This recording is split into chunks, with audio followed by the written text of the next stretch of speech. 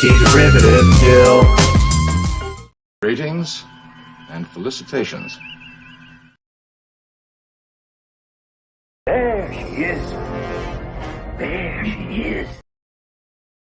I compute, you compute, we all compute.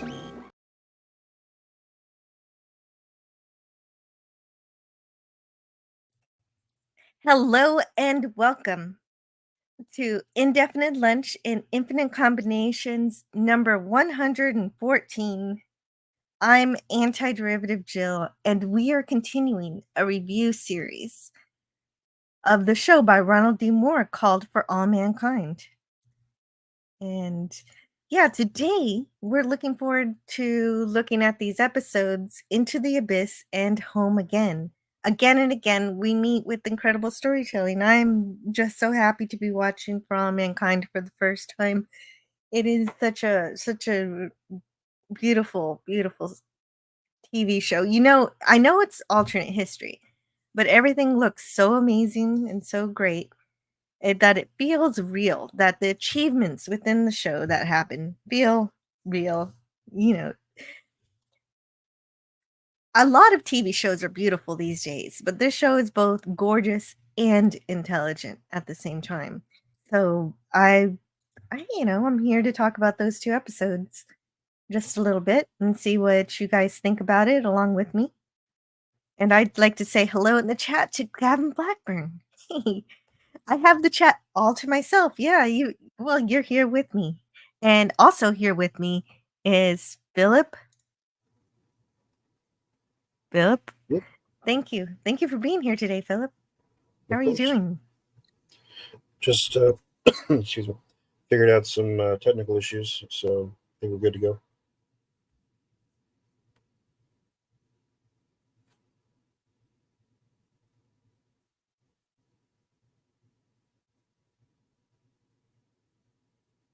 Oh, did you watch it's great to see you. Did you watch these episodes today? Oh no, Gavin Blackburn says there's an echo. Is there an echo? Do you hear an echo? Oh, no. He's making an echo because the chat was empty, so he had the chat all to himself. So it was the chat was so empty that he could make an echo. I get it now, Gavin. Clever. Hello to Suzanne. You're not so alone now, Gavin. And hey to Penny. Hello, Penny. Great to see you. So, Into the Abyss first aired on November 22nd, 2019, and it covers the time period from October 22nd to October 25th, 1971. And this episode, it ends with a big old time jump of 2 years at the end. It was written by David Wedlin, I'll say Wedlin, and Bradley Thompson. It was directed by Sergio Momika Gazan. He directs both the episodes we're talking about today. Beautiful shot right there, says Gavin Blackburn. I have the Apollo 11 photographic retrospective, and it has very similar shots. Nice. Well, I know that space-wise, we're going back to the moon soon in reality, and I can only hope things look as beautiful in reality as they do in the show, although probably not. We'll see what happens. We're going to find out. Supposedly they're going to bring 4K cameras, so let's see how that comes out. Okay. Oh, that's radical. Okay, that's really cool. It was directed, like I said, by Sergio Momika Gazan, whose connection with Ronald D. is that he also directed a few episodes of the 2005 Battlestar Galactica. So that's where he comes from. That's correct. So we're with the Apollo 15 on the way to the moon. It took the craft 4 days, 3 hours, 46 minutes to get into orbit there. Molly wasn't expecting to be on camera. Otherwise, she would have done something with her hair, which you'll see in just a second here. I love all the technical banter in this show. Is all very, very accurate. very believable, even for a layman listening. I can tell that they put a lot of work into it. Oh, I wish you told me. I'd have done something with my hair. It's fun.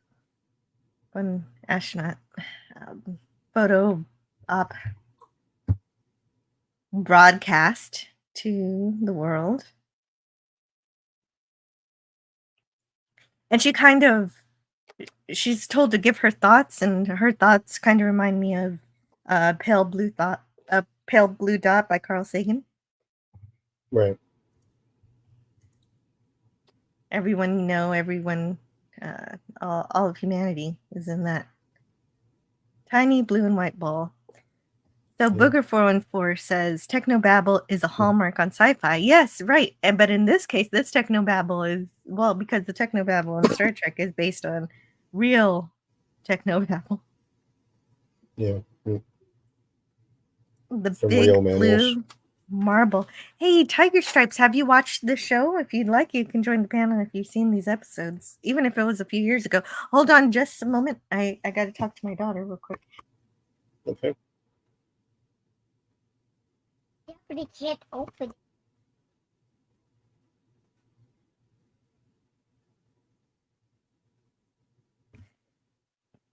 Okay, so, but also, she's not just up there as an astronaut. She's got to represent all of womankind for some, for the reason that she's the first American woman to walk on the moon, or she's going to be in a few moments here.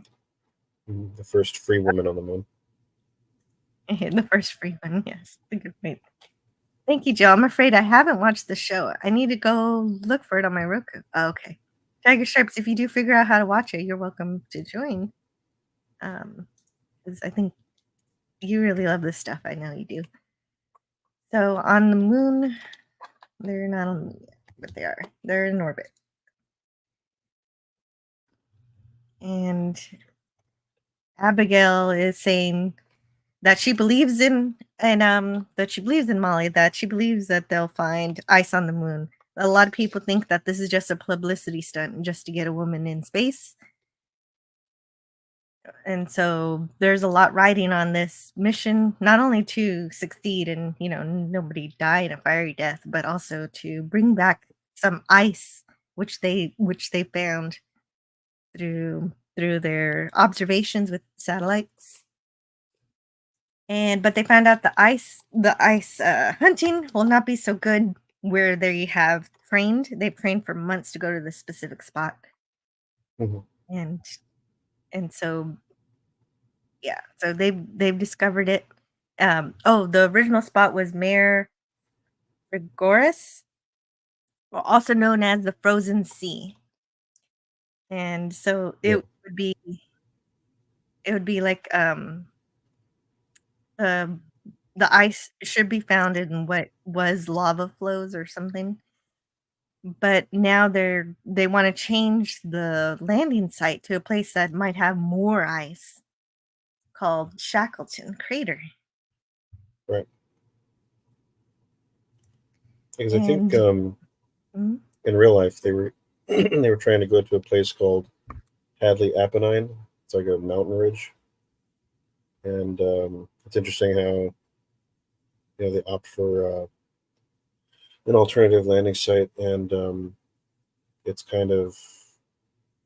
I mean, we know now that the area around Shackleton Crater probably has quite a large amount of ice deposits, but I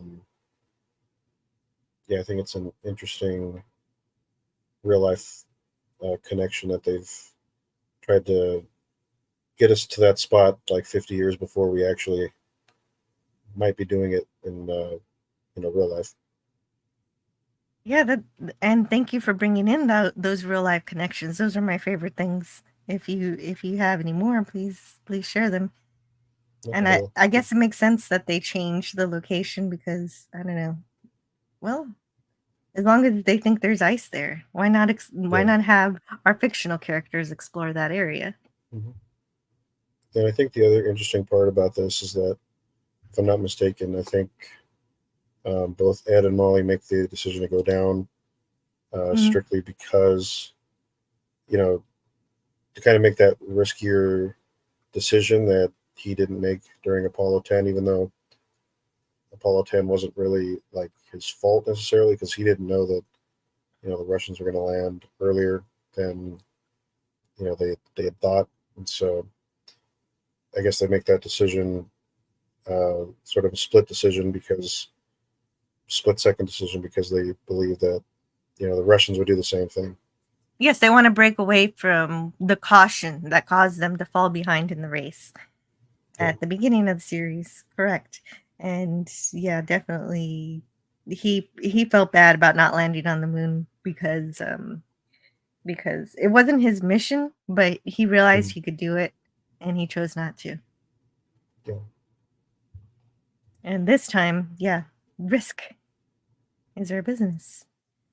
Burger 414 says, as long as they are not beat to it by the ice pirates. The ice pirates, yeah, they're not. Yeah. So that's the fun part of the series, the way the episode ends. Hold on, let me click on this, otherwise it's going to distract me. All right, I fixed it. So they both know it's extremely dangerous because they trained for the other site, and everything, all the software is coded for the other place. I got this one. Oh, okay. And she got that one. Great job, Ava. Yeah, and I can open his head.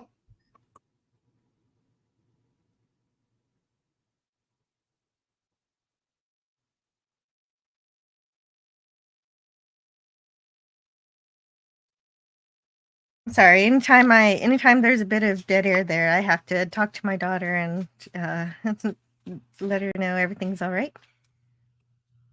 No worries.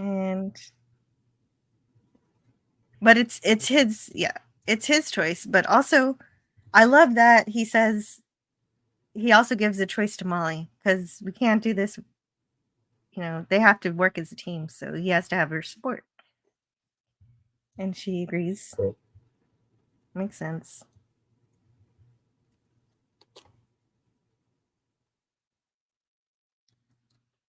Hey, Fleet Admiral Levi, you're in the chat. That's you. Yep. I didn't get a chance to say hi to everybody, so I was trying to do it from the chat.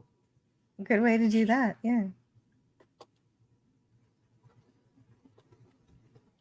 And so the ice, they're switching locations because the chances for finding ice is 500 times. Well, there's not a lot of ice. They say like 250 parts per million, and this one bumps it up 500 times that. So it's still not a lot. Like they're actually underestimating it, as we'll find out, though. Yeah. But it's definitely scientifically significantly higher enough to switch locations.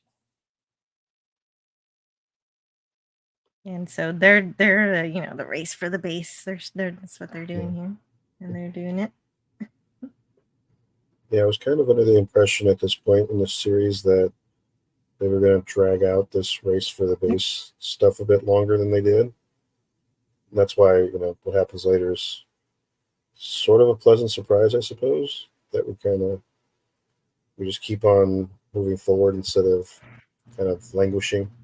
Well, yeah, that's what a lot of TV series do. They take a big concept and they drag it out for an entire season, and the whole season is about that thing. And that's why this series is so great, is because they realize that you can tell a serialized story, but episodically. And that's a magic that Ronald D. Moore, got good at because of Star Trek and Battlestar Galactica and everything. And I think even this line right here is, it's kind of a general saying, but I believe they also use the same phrasing in Battlestar Galactica. Sometimes you got to roll a hard 6. Well, there you go. That's good. That's good when there's some cross-pollination there. Yeah. Well, he's proud of his work. Makes sense. but Molly knows that if this mission fails, it's going to be people are going to blame it on her being on the mission. Yeah. So there's that extra pressure she's got to speak for half the population on Earth. You need the episodic base so people can tune in, says Booger. But it isn't bad to have a few character threads to weave it all together. Exactly. So they do have some fully serialized elements that are not episodic at all. Like the stuff with the little girl. I keep forgetting her name. I'll remember it eventually. I'll remember it later when something happens. Besides her setting things on fire and stuff. Yeah. At this point, she's kind of more of a background character, sort of, but she definitely does, come to the fore later. I imagine that. Well, with the 2-year time jump, I imagine there's going to be there are going to be more time jumps. Yeah, I think the greatest time jumps are in between the seasons, but even within that, there's, I think, with the exception of maybe one season, I think this is the biggest jump we see during a season. Okay, well, that's cool. Okay, so the time jumps primarily happen at the end of the season, which makes a little bit of sense. But I do like that we have a time jump here in this episode, because it kind of feels like we're transitioning from this is kind of realistic look at the technology we currently have and how history is different in this timeline. But at the end of the episode, we switch. We're upgrading from that kind of show to more science fiction. Yeah. But still more or less, grounded in, the reality of the time of what they probably could have achieved if they would have had that extra push to do so. Yeah, right. If we had more of a desire to continue our space exploration and maybe end up in a place like where the Expanse it went one day.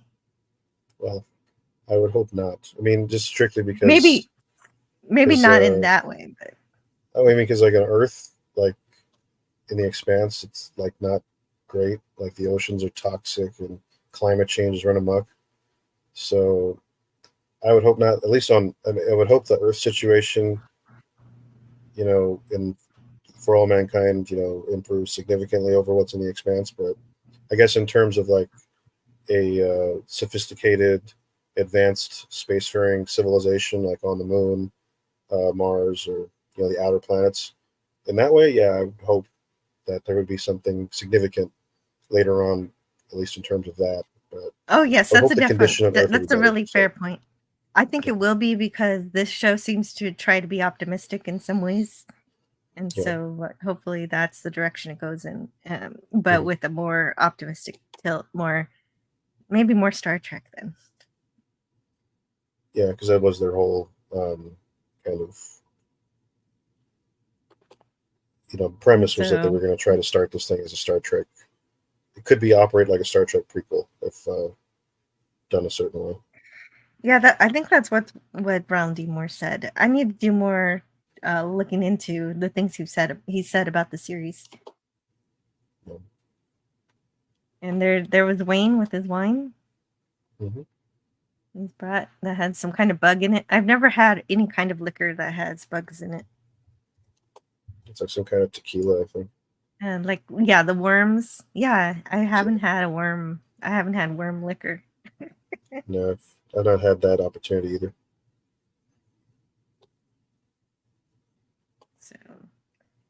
So the new target is Shackleton Crater, 14 miles wide. And so the ice in there should still be solid because the sun doesn't get to it. So it doesn't melt or turn into gas or anything. And I guess the ice must have arrived there by comet, or I don't know if it was already there. I'm not sure. I forget what the kind of scientific explanation for it is, but I think it's just water that never quite got a chance to liquefy, so it just because of how cold it is up there, just solidified. Yes. Yeah. And they've never landed here. They don't know what it's like, especially because they didn't prepare for it. So they've got to just wing it. And I was expecting some trouble, but there was no trouble. None at all. Mm-hmm. They landed very nicely. I didn't even no, not even with the jostle. Mm-hmm. And what's the name of her module? Oh, I was trying to get the names down of things and people and stuff. You still have time. And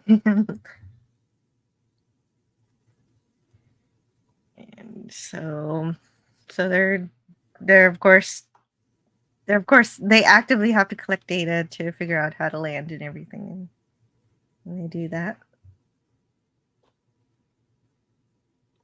The line that Cobb gives him.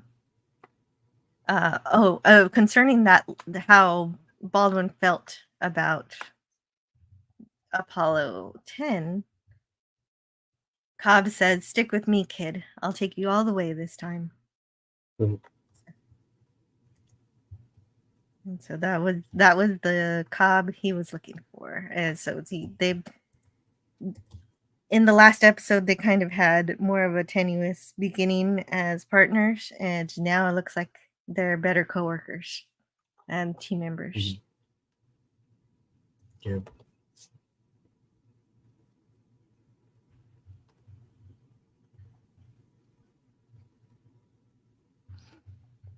Yeah, because I think around this time he's starting to kind of, melt away from this, idea that women can't do what he does, and so I don't think he's completely sold on it still, but he's definitely making those sort of, jumps to, realizing that women are a valuable part of this effort. I think that kind of started to melt away when he saw her take things seriously, as they got more when they approached the launch time, where right after Margot chewed her out for just being lackadaisical about everything, and so she did buckle down and she did her work, and she's reaping the benefits of taking things more seriously. Mm-hmm.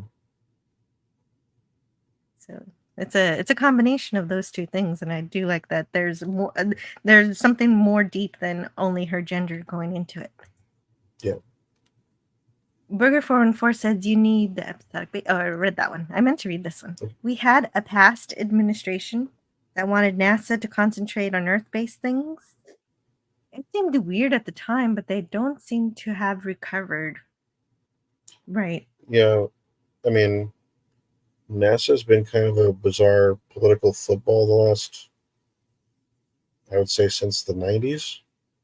Ever since, I think it got really bad after the Columbia disaster, because there was this plan in place for the vision for space exploration in 2004 with the Bush administration.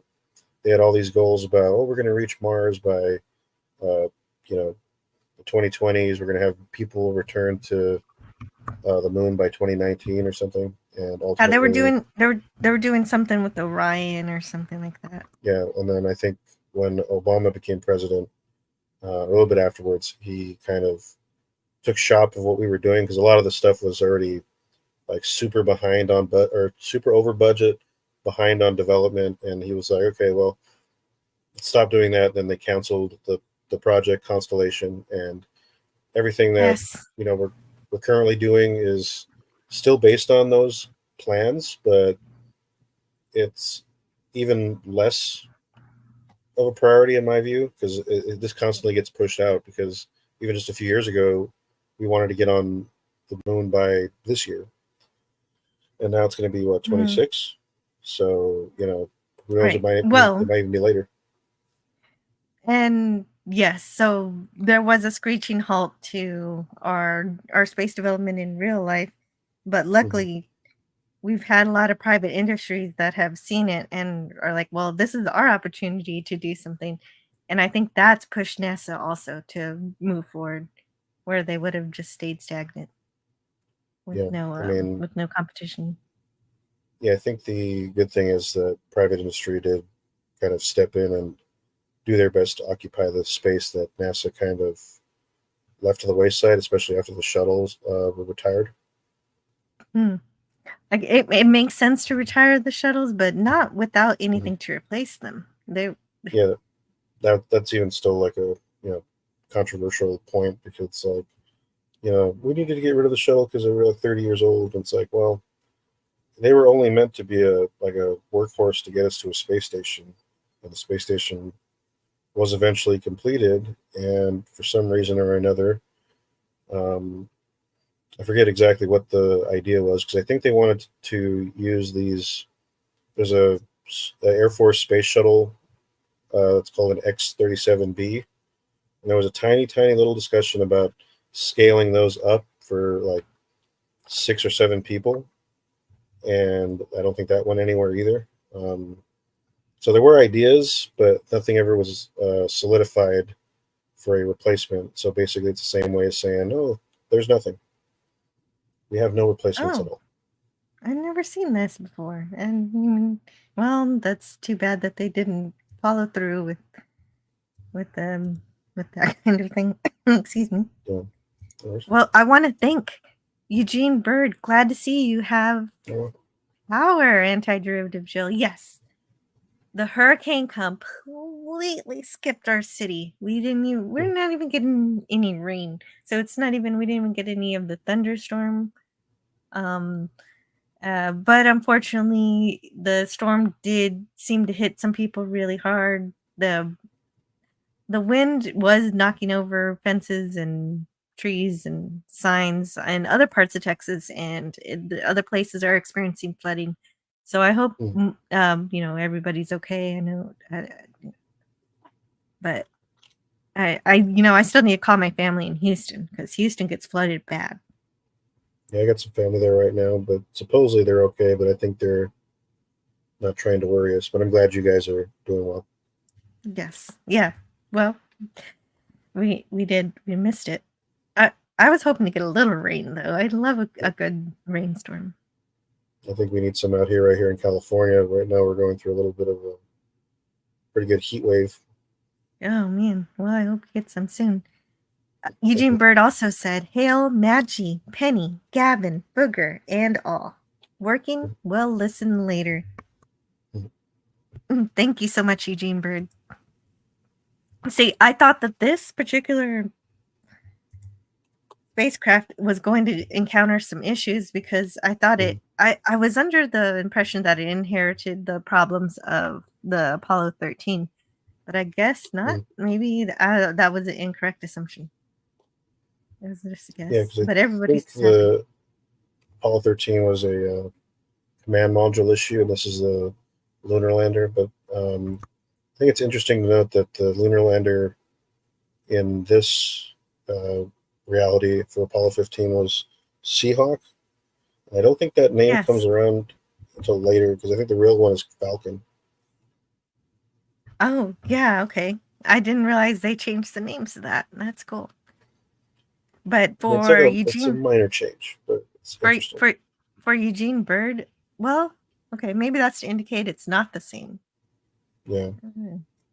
But for Eugene Bird, I'm just going to play this from our Apollo 13 review. Houston, we have a problem. We have a main bus B undervolt.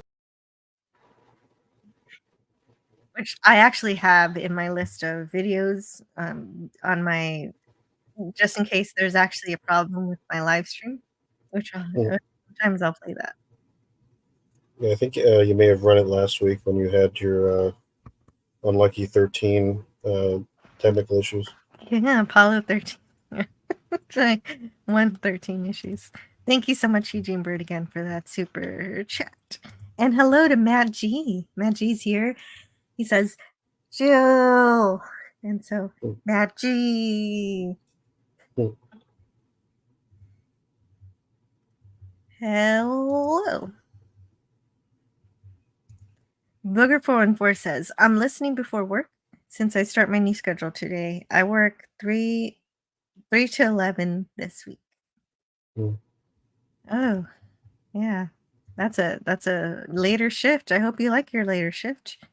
I used to be on a shift like that too. Good luck. Everybody on Earth is relieved, and Danielle meets her husband. Oh man, see, speaking of not remembering names, what's her husband's name? I think her husband's name's Clay. Clay, okay.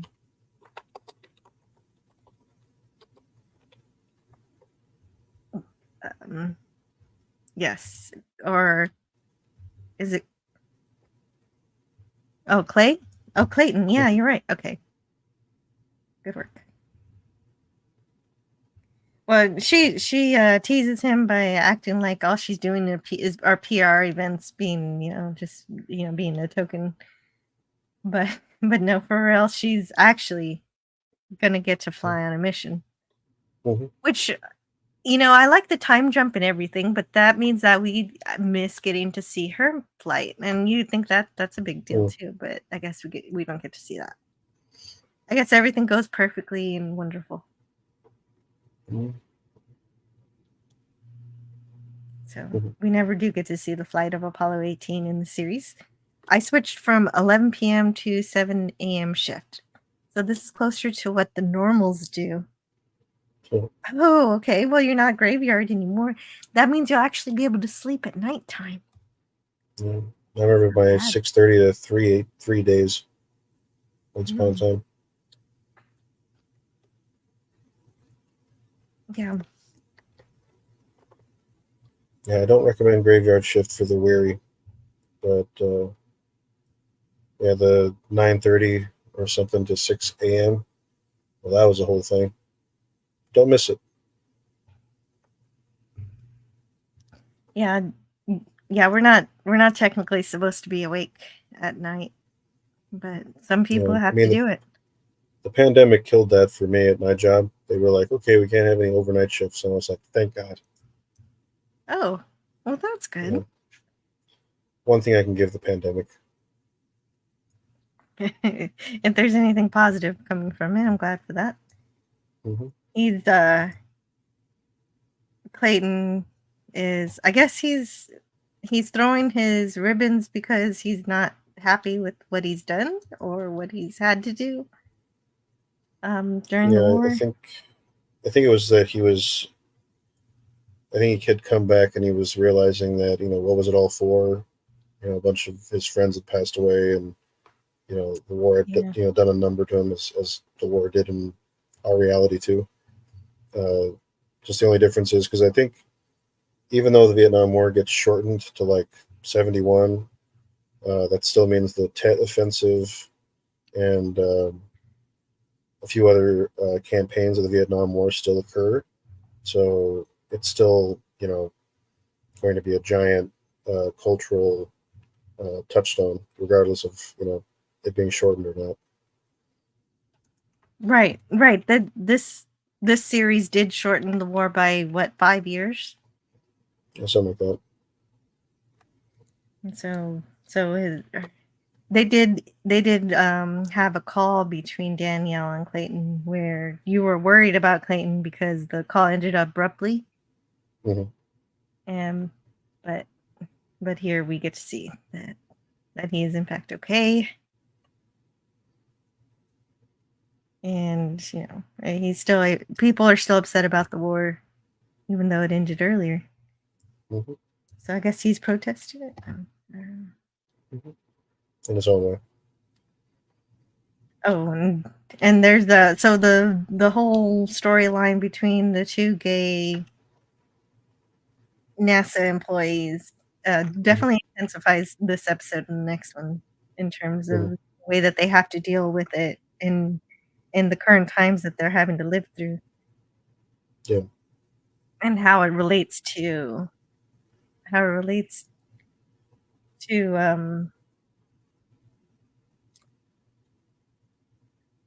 I guess the problem with it isn't necessarily so much that she's gay, it's that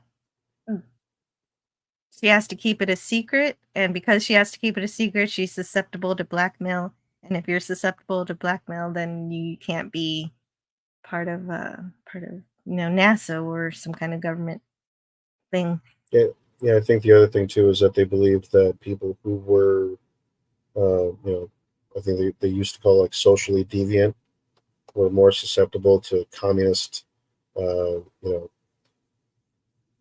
sort of whims, and it's kind of funny, but yeah. Right, the Red Scare. Yes, that makes sense. The witch hunts and everything are coming for NASA in this episode, or in the next episode. Actually, it's in the next episode, but for these reviews, I seem to meld the two together because the episodes flow together so well. I forgive you. Good. Booger says, but that is only a factor if they know you're keeping a secret. Yeah, exactly. But one of the characters ends up at a dance place. It's so ridiculous. When you look at it from a modern perspective, it's ridiculous, but it makes perfect sense in the context of 1960s. Yeah.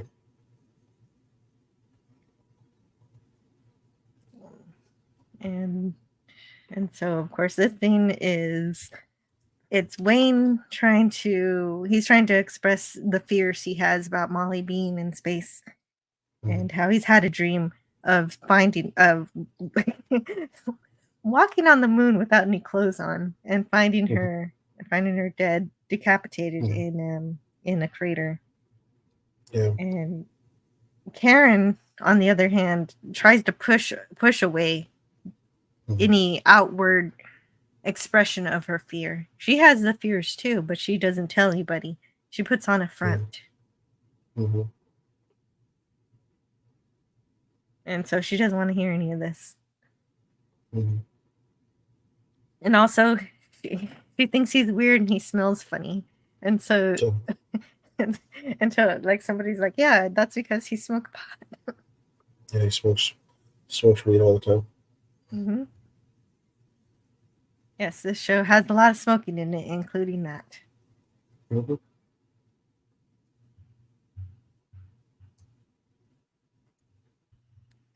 Let's see, yeah, exactly.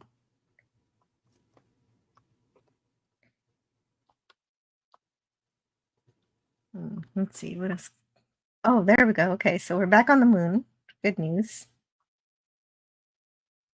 And so she's taking her publicity photos because you've got to take photos of the first American woman on the moon. And I love this picture contrasted with the next picture that we get later when she succeeds and she's actually really happy. Yeah. I think it's a really good contrast. And so she talks to the president. She says, I'm going to find you some ice and we're going to have some highballs with ice that I find on the moon. Yeah. I think she's loving a stiff drink.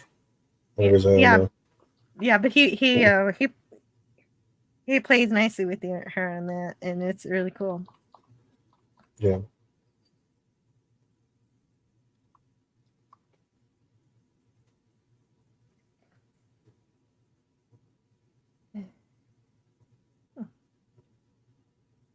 And Cobb and Baldwin will be using their lunar rover.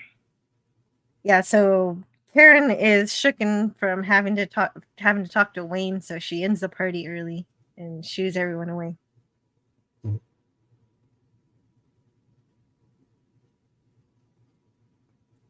That's because he's been smoking weed.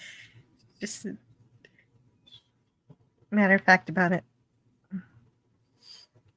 That's the one thing that I wonder about the 1960s. I mean, when I talked to my mom, she was like a little girl at the time, and I'm like, everything must have smelled like an ashtray. And she was like, oh yeah, everything smelled like an ashtray, but also there was like a brown, like, crust on some things. I guess that's where the smoke kind of like elevated to the top of like a room. I'm like, that's disgusting. And that was okay. Yeah, everybody used to smoke inside. Nowadays, people tell you to go outside. Yeah. It's amazing. Yeah, right. You could smoke in the theater. You could smoke on the airplane. Everywhere you can't smoke today. You could used to Everywhere smoke smell like there. a casino. Mm-hmm. I remember the tail end of this kind of smoking. Windows needed to be cleaned a lot. That's Burger 414. Yeah. And that's actually, someone told me that's why the ventilation on the airplanes used to be a lot better. It's because they had to. They had to clean the air more. Yeah, people were smoking on planes at one point. Mm-hmm. You can bring guns on planes apparently at one point too. Guns also? Wow. Yep. You can't even bring nail clippers on anymore. Yeah.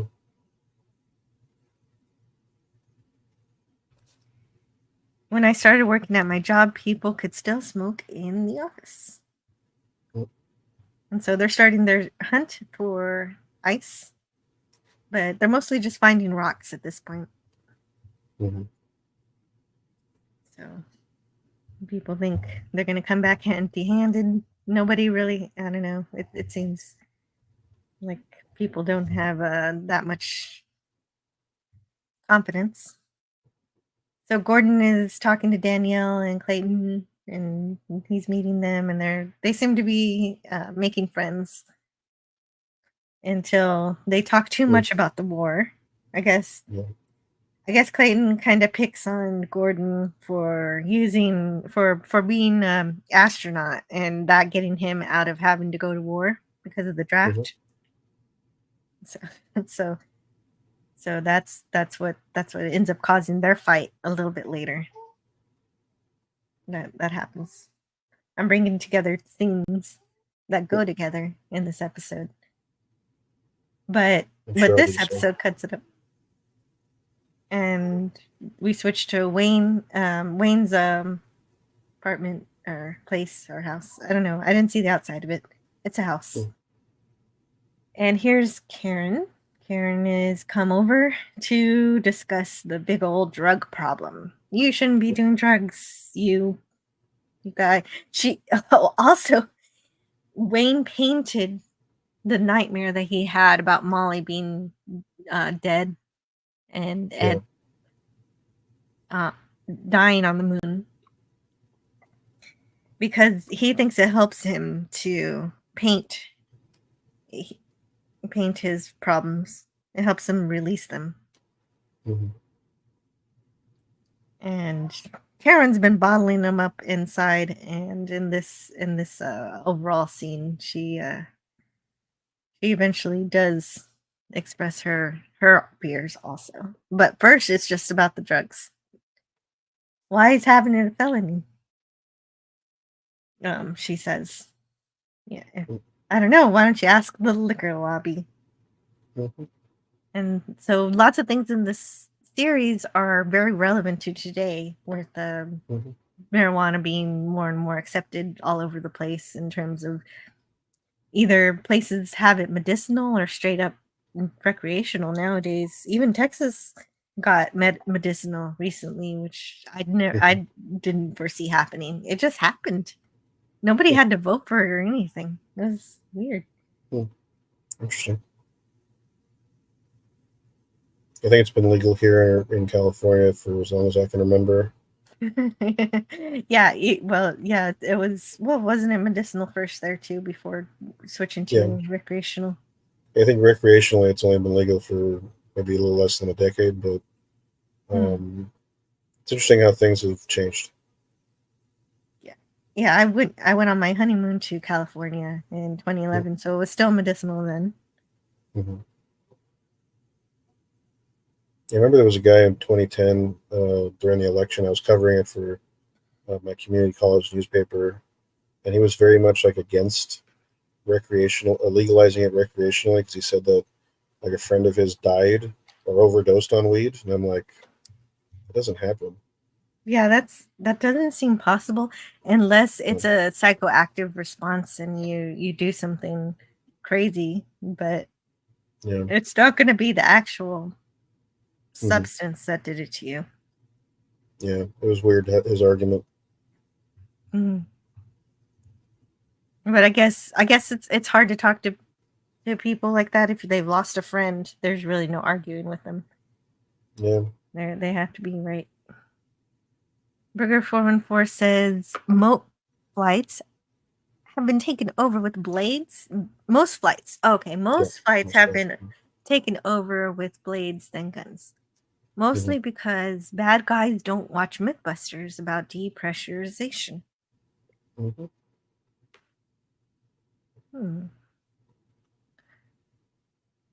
Goldfinger taught me all I need to know about depressurization. Says Gavin Blackburn. And so this is the part where Gordon has to respond to missing out on the Vietnam War, but he throws it back in Clayton's face about the terrible things that have been done to the Vietnamese people during the Vietnam War. So that causes a fight. He's like, yeah, it almost causes a fight, but Daniel stops it. She says, "You're messing with my life here." I forget what she says, but I think I got the quote here. So you're messing with my world. My world. That's it. That's what she says. And so that's the only thing that stops him from beating the shit out of Gordon, because he would.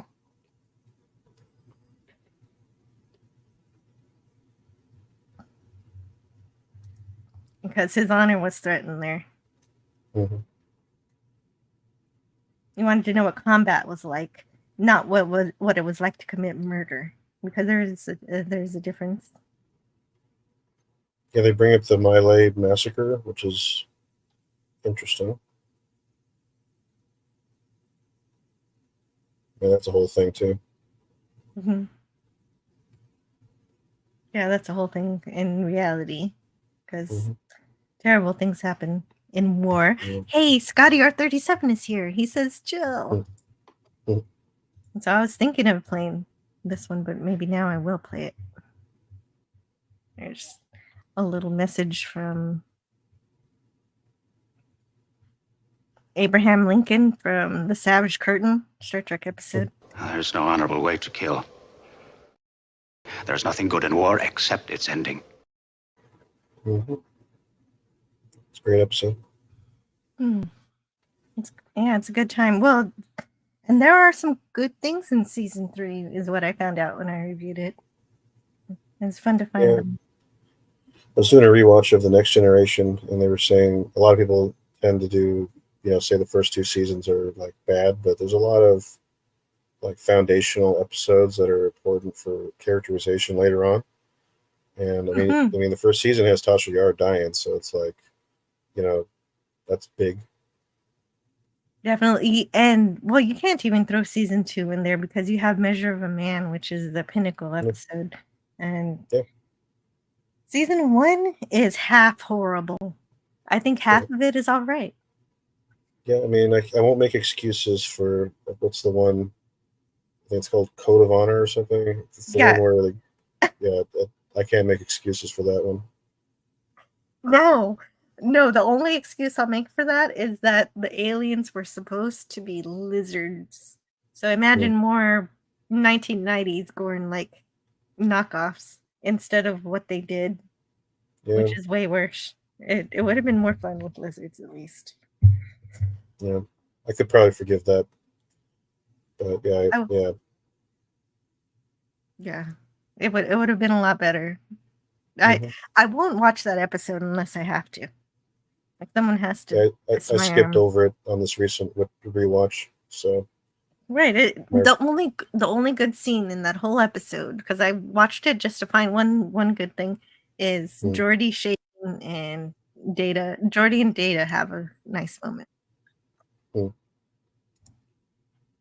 Canadian Spider-Man is here. Hello, and good morning.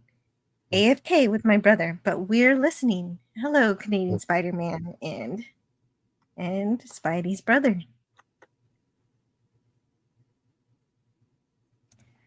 Oh no, he's making me say it. Scotty R37 says, "No, Lieutenant Yar, no vaccine." Mm-hmm. Mm-hmm. Yeah. That's a oh my god. Thanks, Scotty. Gavin Blackburn says, "Q Who is season 2. The introduction of the Borg." Yeah, see, there you go. There's so much amazing stuff in season 2.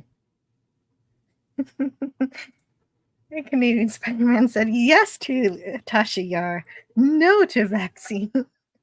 All right, anyway, let's go back to this is my life you're messing with. And so that's what stops this from becoming a bar fight. Where and it's really not just for her career, but because this is kind of a, like they were saying before, kind of a sacred ground for astronauts and everybody who works at NASA who hangs out here. Is a serious place. Yeah, because I think around this time they already know that they're going to be. Well, she knows she's going to be on Apollo 18. They don't know that any other missions are going to be on after that. Mm-hmm. Right. Well, things can be revoked too if things get ugly enough. Right. So, and because isn't Gordon going to be on the mission with her? That wouldn't be good. Well, I think I don't know if we're told in this episode or the next one. Maybe they're running together with Me Too. But yeah, I know that something happens and they all kind of end up on the same mission. But yeah. Gavin Blackburn says TNG grew up in season 3 when Riker grew his beard. Riker got his beard in season 2. Yeah. Well, it was slowly growing into a nice little bush. Yeah, he showed up. I guess he showed up for a writer's reading one day, and he had a beard, and he just kept it. And they were like, you know what? That beard is quality. We must up our game. Very nautical. Let's go. Okay, Ed goes into space. Yeah, so she has her recurring dream is based on her fear from when he was in a war, or I forget where, Korea. Yeah. He was in Korea, and she was running in the jungle, and she ends up finding Gordon being eaten alive, his entrails being eaten alive by a panther.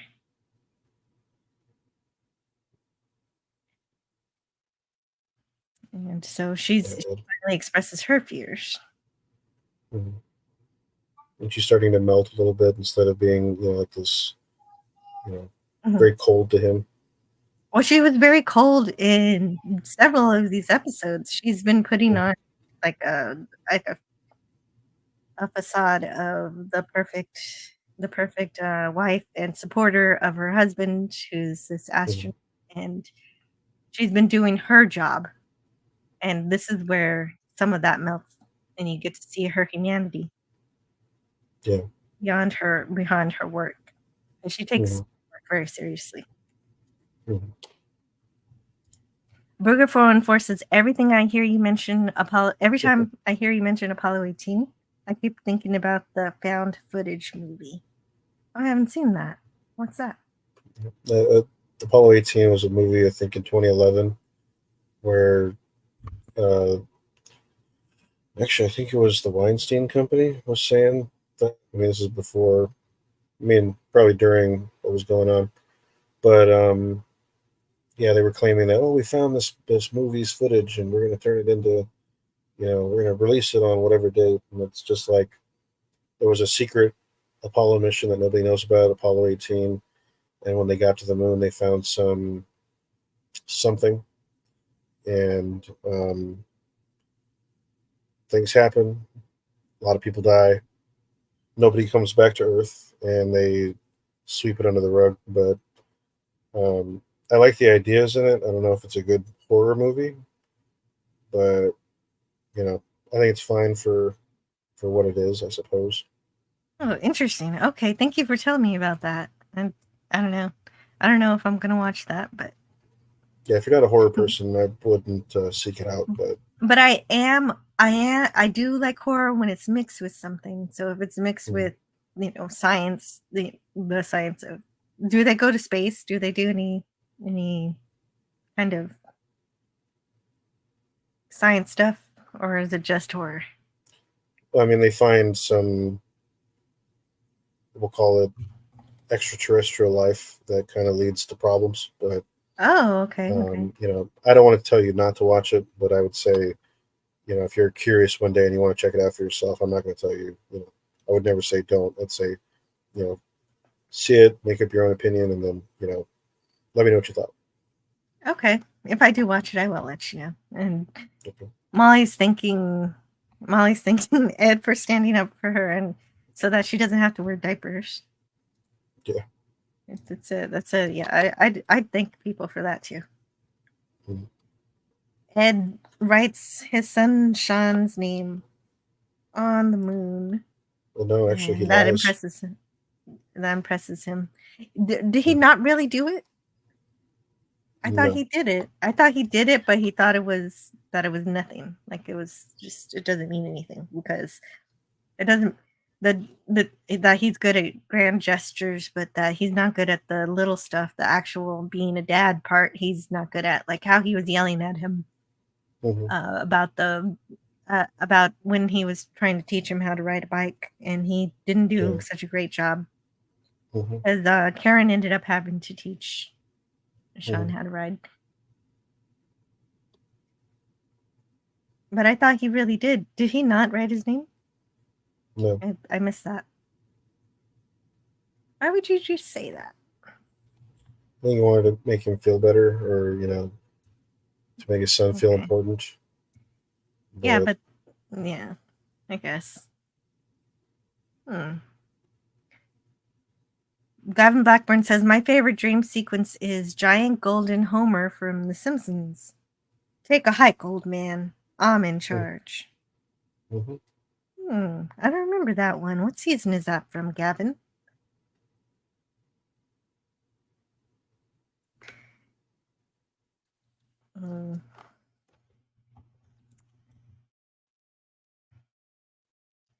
So they're still looking for ice. They're still not finding any ice. They got to go to bed.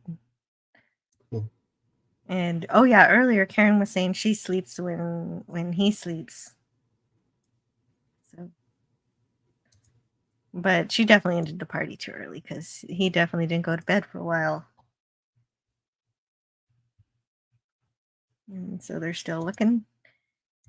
This particular scientist, he thinks they should just wait until Apollo 16. But the government guy's like, no, the Russians are going to beat us if we do that. If we're complacent again, they're just going to win again. Look where that got us last time, yeah.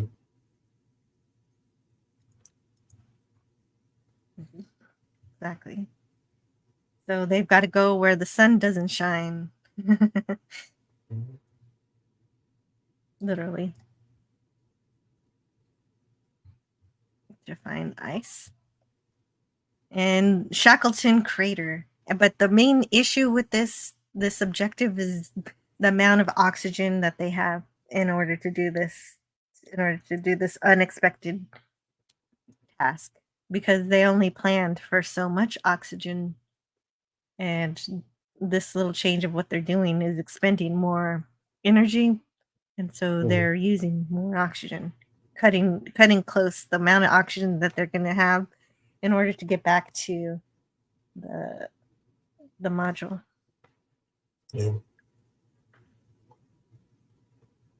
I admit, wrecking government ticking clock element. Yeah, the ticking clock element.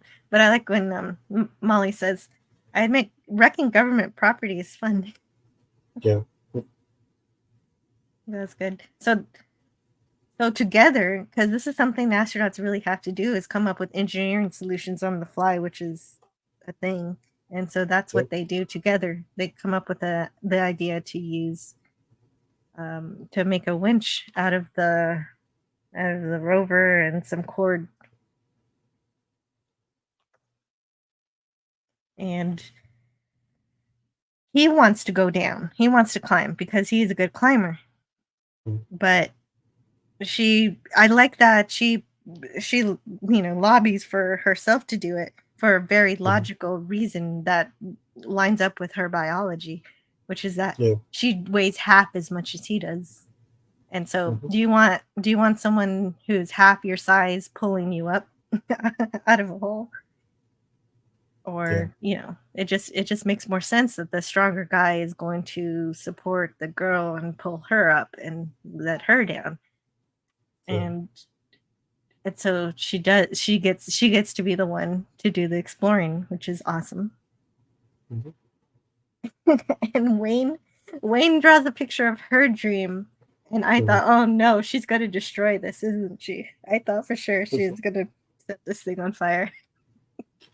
I mean, I thought it was interesting because I think she sets it like over on the side next to like a table or something. And I was like, but she doesn't show, like she places it in a way where you can't actually see the actual image on it. So I kind of was wondering if that was like a slight to him, but I don't think it was. I just think she set it aside just, for safekeeping so it doesn't harm the portrait. That, and also I think she didn't want it to become a conversation piece. Like, hey, what's that? That looks cool. Because she's currently having a party. And, and she didn't want to have to make up lies about it at that moment. Because I think in the next episode, it's actually displayed somewhere. Yeah, she does. She doesn't destroy it like I thought she would. She hung it up. And it's there. And so Molly's descending, looking for ice. She only has 300 feet of cable. And Wayne, this show is very good at making you feel tense. And you can feel his horror in watching his wife do this. What if the cable breaks?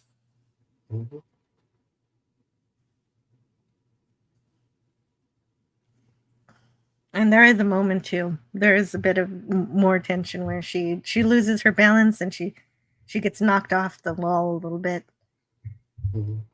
It's really well done, this show, and it looks pretty real to me. It looks great. Absolutely. Booger414 says the best dream sequence ever is Saint Elsewhere. Well, that one's actually probably television media breaking.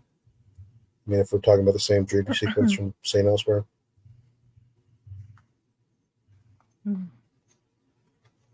Gavin Black. Oh yeah, go ahead. I was to say that the Saint Elsewhere dream sequence at the very end of the series might inadvertently link every single television property in history, and that to me is insane. That really? I've never seen it. Now you've got me interested. I forget what it's called, but it links term for it. Other TV shows into it. Yeah, because I think there was like a crossover with some other show, and then that show crossover with another one, and then that one did another crossover, and so all these television series are connected because of that one little crossover. But I forget what the term is, but it's a thing. I'm not kidding. I believe you. There's so much TV and movies I haven't seen. This channel is all about me seeing some of them. Because I think there's a connection from Saint Elsewhere that goes to I think it's Law and Order, because there's a character in Law and Order that appears on the X-Files, so it implies that all of these shows are set in the same universe, and to me that's wild. No way. That is pretty wild. That's fun to think about if it actually works out, where things don't overlap in such a way to break that spell.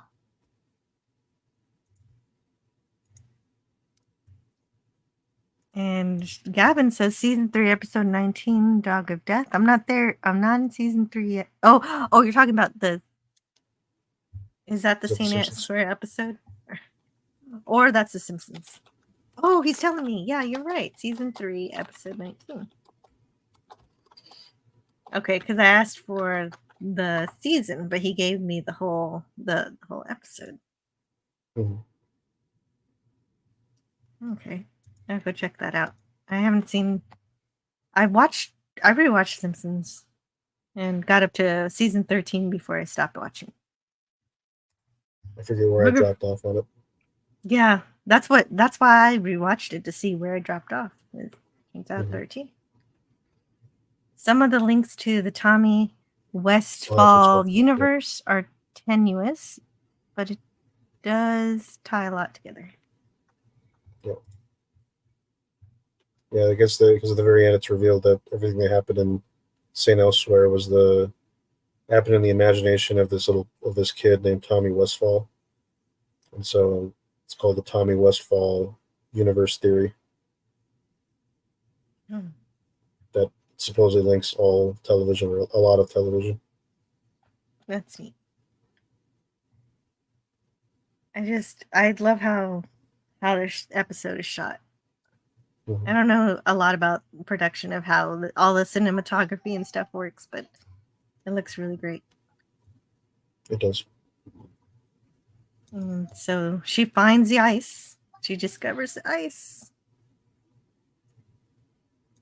She was supposed to go back up because she's running out of oxygen, so that makes the situation more tense too.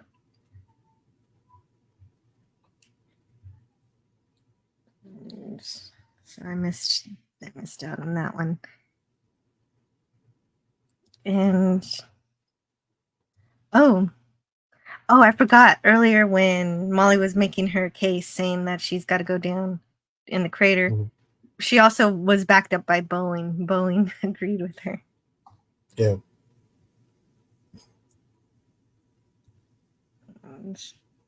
And so in her last moments, she got 30 seconds to pry this ice out of the crater. Burger 414 says St. Elsewhere linked to White Shadow, Homicide Life on the Streets, Cheers, Law and Order, and others. Some charts include JAG, NCIS, Lost, and quite a few others. Yeah, it gets crazy. That does seem like a situation that can get out of hand. Yep.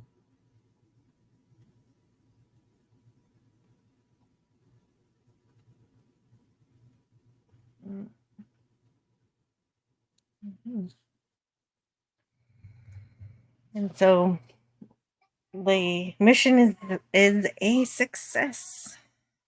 Apollo 15 finds ice. And we get some more photos of Molly. They're coming up in a little bit.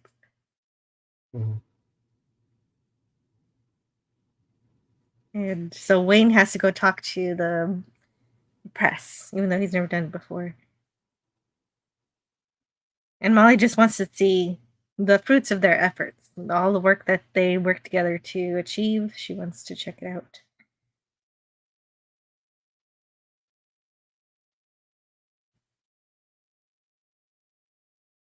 So they're just taking a breather, and they got a drink from their little juice boxes or juice pouches.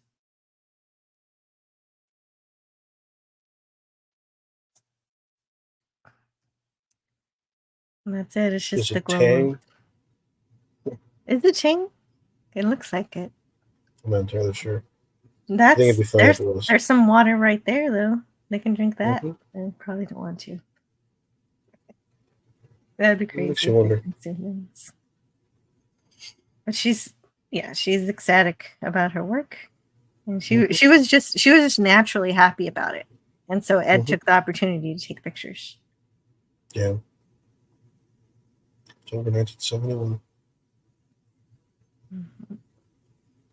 Yeah, and they All the lunar lander has to do is land and then leave to catch up with the other module and go home.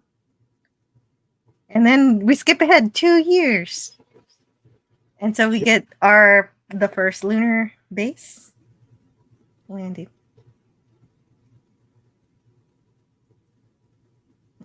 Let's see that again.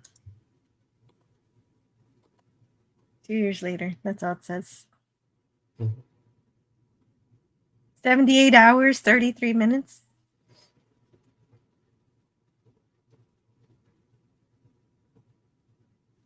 And they just flew over the Apollo 15 LEM area. And there they are. They have a base on the moon next to the Shackleton crater. Mm-hmm. Jamestown base. That's what it's called. Yep. After the first settlement in North America. Yes, right. That's correct. Chris Bauer, Deke Slayton. Hey, was that this episode or the next episode where he says, I'm going to the moon now? I think it's the next one. It's the next one, okay. Yeah. It's And funny when he reveals that. Yeah, it is. It is really funny. Sonia Walger. I don't know if we'll see her again, but she was great in this one and the last ones. She was a good character. And I enjoyed her acting. She's a very sincere actor. Mm-hmm. I remember her on Flash Forward years ago. Flash Forward, I never saw that. That's that good? Good show. Yeah, I miss it. Just another one of those one-season shows that, came by and then was quickly vanished. Was that the one that started showing up after Lost finished, and then it was the only season? Maybe. I think there might have been some people saying that it was like a Lost thing, but I don't know. Kind of went and did its own little thing.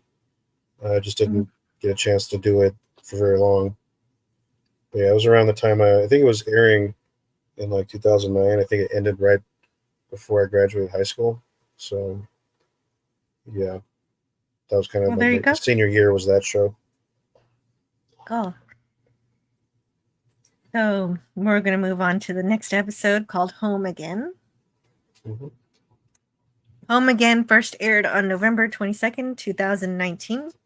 And it covers the time period from August 24th to mid-October 1974. It was written by Stephanie Shannon and directed by Sergio Mamica Gazan again. Recurring directors, that's a good sign. That means you found somebody who works well with the crew and they keep on doing it. Yep.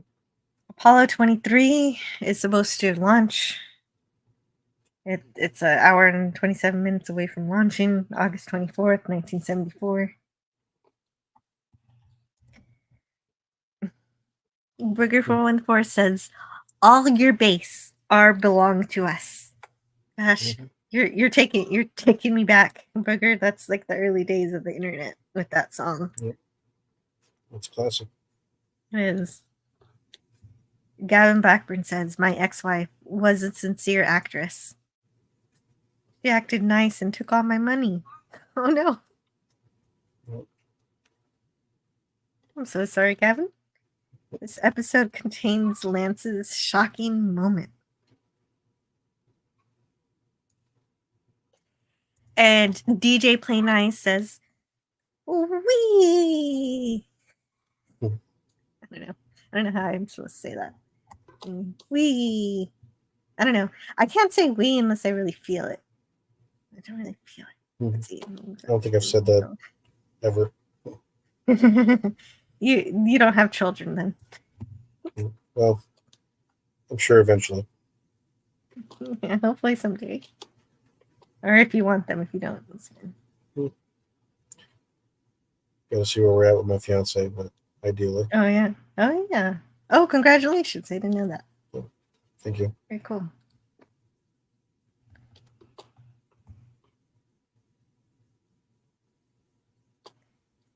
And so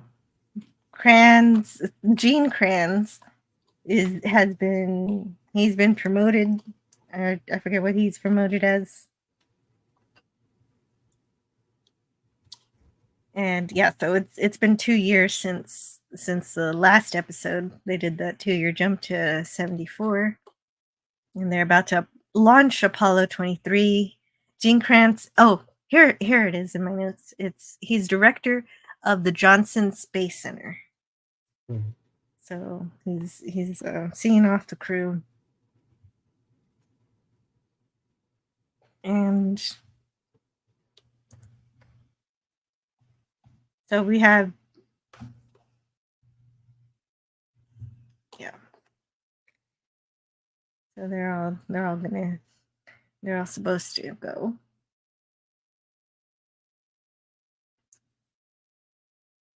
And Mike's got a command of his own.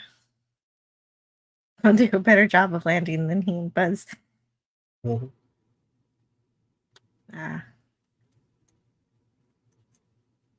That's a lot of great stuff right here. It is.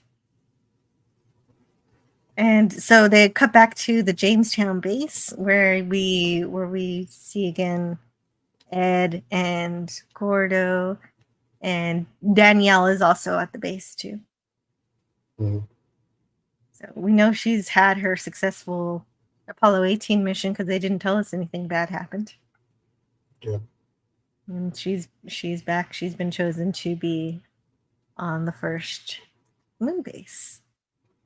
And the new flight director to take Gene Kranz's place is Irene Hendricks.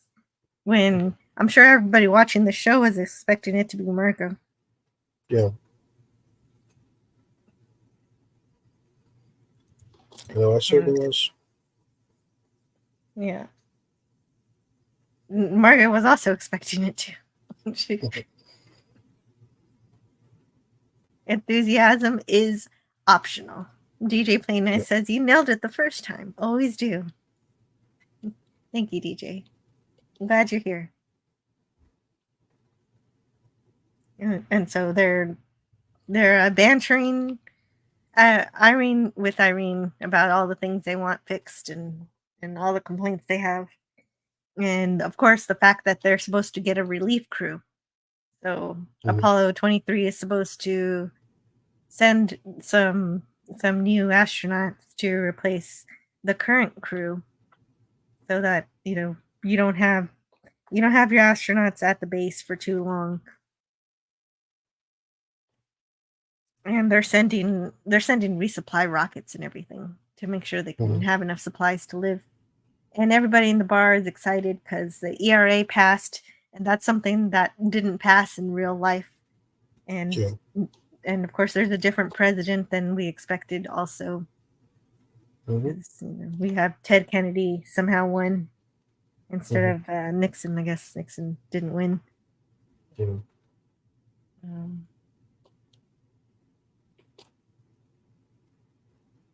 There it is. Yeah, here it is. Yes. This is Deke saying, I'm going to go on the mission with Ellen Waverly and Harrison Liu and myself. And apparently he wasn't able to go on previous missions because he had a heart condition. Yeah.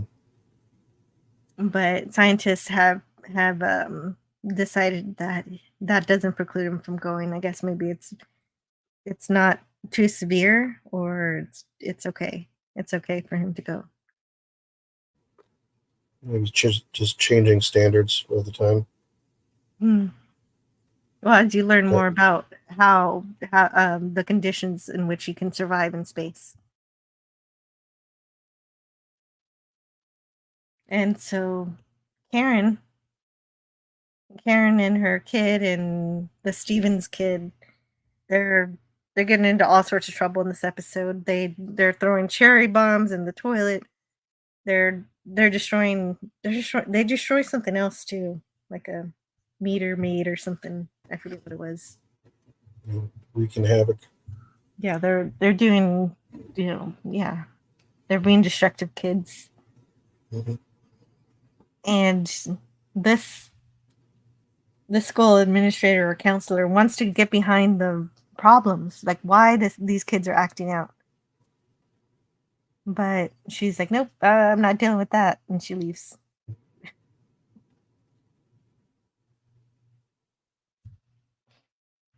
But other than the vandalization, these kids seem to be pretty good kids. They go to Cub Scouts and they make Pinewood Derby things. So the counselor could be right. There's got to be something going on that's a little deeper than just, oh no, you did a bad thing, you need to be punished. There could be a psychological reason why they're acting out that way. Yeah. And then tragedy strikes. Yeah. Right. And the control room, mission control, doesn't notice it right away. And one by one, they do notice it. And have the appropriate reaction.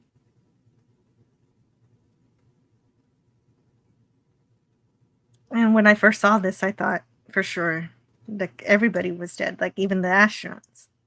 But apparently the astronauts were able to escape the explosion. Yeah. Unfortunately, that did not include the ground crew. There were 11 of them plus Gene Kranz. And Gene Kranz is a real person, obviously. He was the real flight director for NASA, and he's still around too. Yeah, as of this podcast, he's still here. He's 90 years old. Yeah. And so I wonder if he watched the show, how he feels about seeing himself having outlived his fictional counterpart. Yeah. That must be kind of strange to see. I remember I was reading something that said that if a Saturn V rocket actually did explode, the force and the pressure from it would be equal to that of a small nuclear weapon. Oh, so this explosion we see here is not much of an exaggeration, because I thought it was kind of large. But I guess maybe it is. Maybe they did make that explosion as big as it should be. And so they've got to figure out propellant and fuel and all kinds of chemical stuff just infused in this skyscraper-sized rocket. Yeah, and because of this, I guess maybe a Saturn and Saturn V or any Saturn hasn't had an explosion like this. I don't think. I couldn't find one. In real life, never. Yeah, so they've all been successful. Yeah, I think the only time it was never. Well, I think at this point in the show, in their reality, there has still been no deaths of Americans in space. Oh, right. The only tragedy they talk about is Apollo 1, which wasn't in space. Yeah. Excuse me. And they locked the doors as they do, because they have to do their checklists, have to do their data analysis and stuff.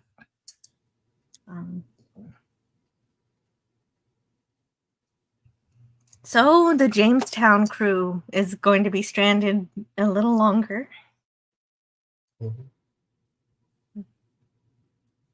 And the 3 astronauts were able to pull away from the exploding vehicle. The emergency launch escape tower. I wonder if that was automated or if somebody did it. I think it's kind of said that it was right as it happened. It was going to shoot out, but I don't think the astronauts inside expected to land as hard as it looks like it's shown there. Yes, they weren't supposed to land on the beach. They were supposed to land in the ocean. And so they're 6 months later, they're still recovering from those injuries. Yeah.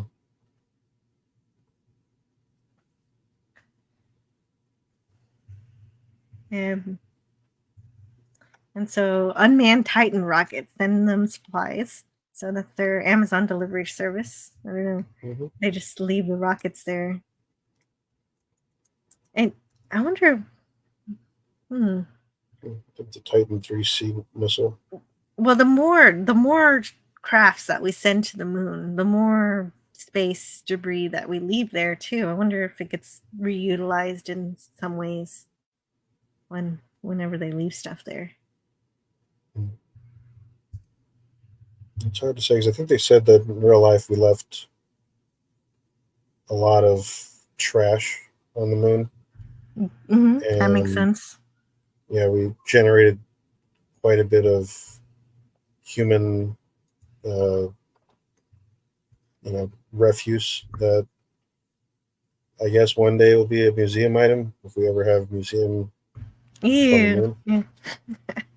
Yeah, that's true. Well, yeah, things are a little more well preserved on the moon. Yeah.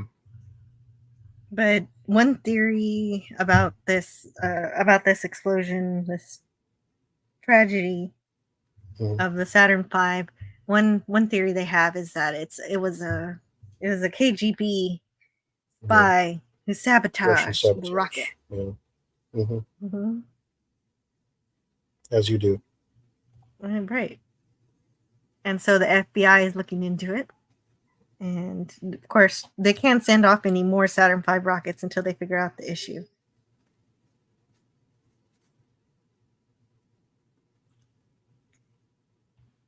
And so Gavin Blackburn says, much of the old Apollo equipment is trapped in orbit around the sun. Oh, well, eventually it'll be cleaned up then. I think you have a handful of stuff that's still around the Earth and the moon, but I think most of it's sent on I think it's called heliospecific orbit. But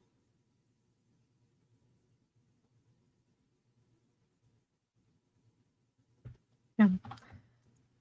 Oh, look at this. This is cool. These selection codes.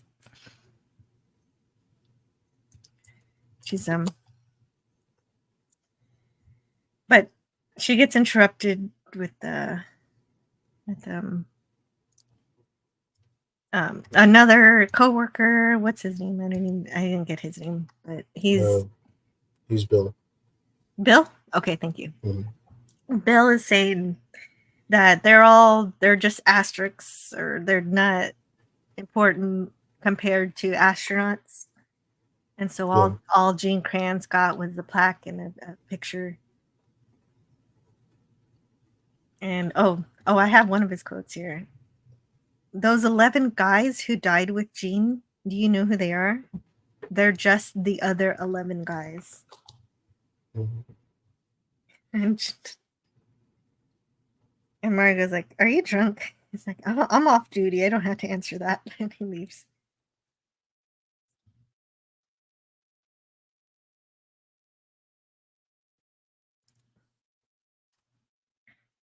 But that does highlight the significance of everyone who works at NASA, that everyone is in danger, not just the astronauts. Everyone is important, but the astronauts are treated as more important.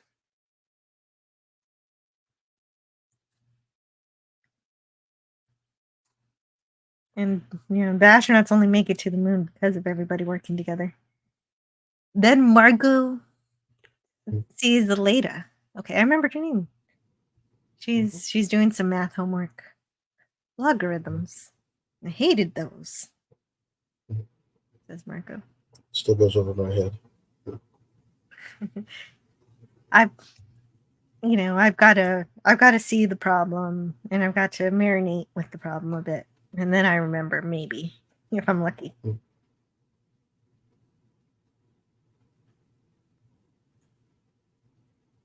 I was a math tutor, and a lot of it was looking up problems and finding problems that are similar and learning, the steps with which to do them. But understanding the theory behind it is something that I didn't actually ever get into. I always used to joke that the reason I became an English major is because I couldn't do math. Oh, oh well. Yeah, well, you found what you were good at. I'm sure you could do math. I wasn't good at math either when I was a kid, but my calculus teacher in high school really helped me out, and I would go in the mornings for tutoring, and I got better. And the greatest thing about that teacher was that she didn't just have us use our pen and paper or pencil and paper. She had us go up, and you know how most teachers just have stuff hanging all over the walls. Instead, Mhm. in her room, she had chalkboards all over every wall, and so everyone would get up and do their work on the chalkboard. And for some reason, that made everybody feel like it worked. It was a lot more interactive, and so she Interesting. could see more easily when people were having trouble with us working on the chalkboard. She's a good teacher. Cam's Crash Courses says, "Hi, everyone. Just stop to say hi and drop a like at the dentist. My girl's having a tooth replaced. Have fun and take it easy, everybody." Hey, Cam, that's so good of you to take care of your girlfriend and her teeth. And thank you for taking the time to stop by to say hi. Hope everything goes well with that. That's some serious business there. So Margot has to be a delivery girl. She's like, wait a minute, why am I a messenger now? Why don't you get one of your flunkies to do it? Like she's really offended by this because she was passed over by a job that she thinks should have been hers. She should have Yeah. been a flight director.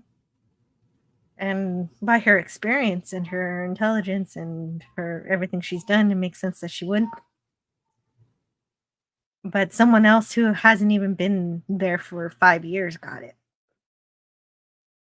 instead. And as we learn later, it's because Irene is good at playing politics, where Margot isn't. Yeah.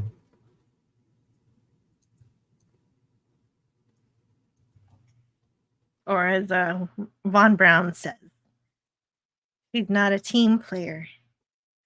Yeah. It is interesting how this one event kind of affects Margot, Ellen, Larry, and pretty much everybody. And it's fascinating how it all works out for everybody. Wait, how does it affect Larry?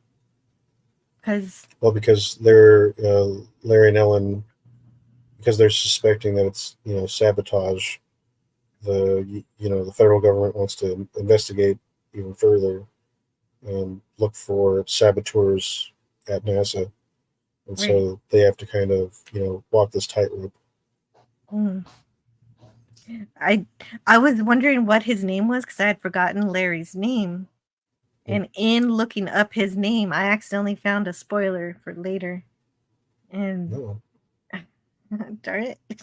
It's something that I would expect from the show, the spoiler I found, but I won't. I know entertain it. I know a few people are watching the show for the first time with me, so I won't say it here. Yeah, I mean, like I said, I'm a few seasons ahead of you, so I'm trying to keep my mind at the pace that we're at. Oh, you're doing a great job. Right now, Margot is just saying she knows pretty much everybody knows the rumors that it was metal fatigue in the second stage LH2 fill drain valve that caused a leak, and that's what caused the explosion.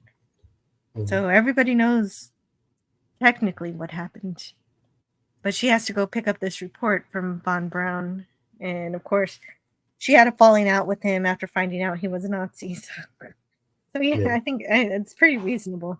But this is somebody who was her mentor, who spent a whole lot of time with her in her childhood, and she pretty much dropped him out of her life when she found out about his past. Yeah. Yeah, the explanation they have for the accident, it kind of mirrors in some respects the Challenger disaster, because they believe that the Challenger disaster was caused from from an O-ring that was subjected to a temperature that it's not supposed to have been in. And in this case, it's also still kind of a technical error in the construction. And I guess I would skip ahead if I said the next thing, but it's kind of interesting how they're paralleling real life space disasters in some ways. Okay. Wow. Yeah. Well, and this one was a space disaster that happened before they even got into space. So that's really tragic when something like that happens. Mm-hmm. But Dr. Von Braun won't give this consultant outside report to anyone but her. Mm-hmm. But of course, she doesn't want to go because she considers him a war criminal, and they don't. So they're still taking his consultations. She pretty much doesn't have a choice. Mm-hmm.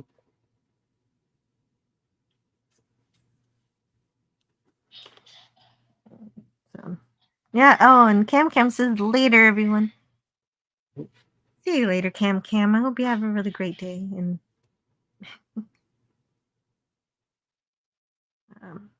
hope things aren't too painful for your girlfriend at the dentist.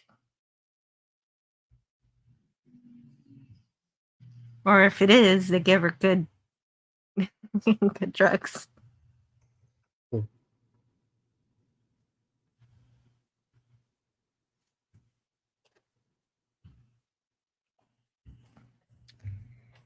And this whole storyline, it feels like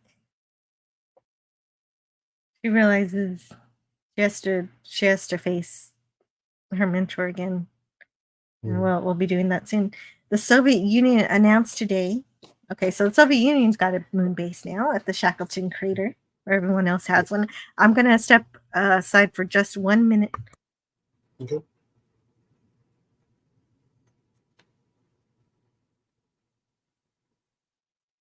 All right, I've got a. I wish I could loop my videos or something, but I guess I can't do it. I gotta make some longer videos for me to play. Do I have anything that I can play? Let me check, because I gotta step aside for a few minutes. Okay. Hopefully, I can be quick. But do I really just only have that Carl Sagan video? I think I played that last time, but I need some more videos.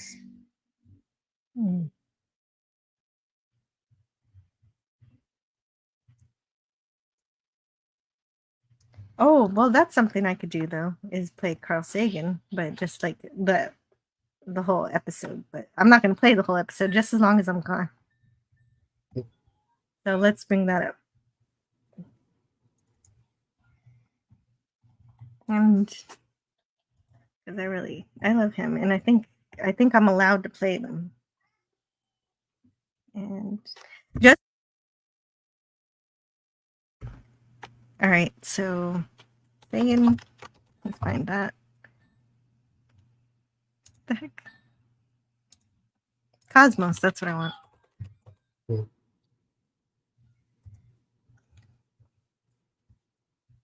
Pick a number from 1 to 10. Or 13. Random number generator. I'll do that. 5. Oh, you said 5? Mm-hmm. Okay, thank you. I'm gonna put that. Oh, I love this episode, but I think I love them all. Okay, so I have to stop my sharing and share again so that you can hear the screen.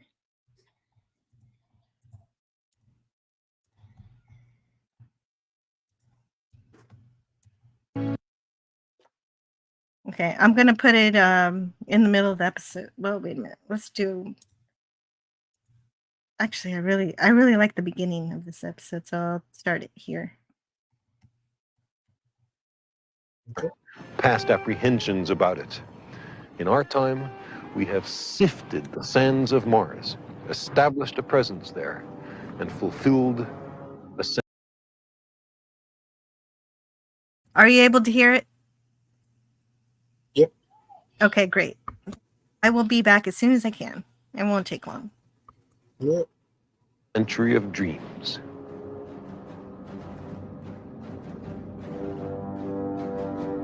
The most startling dream of Mars was that of H.G. Wells, who in 1897 wrote The War of the Worlds. No one would have believed in the last years of the 19th century that this world was being watched keenly and closely by intelligences greater than man's, and yet as mortal as his own.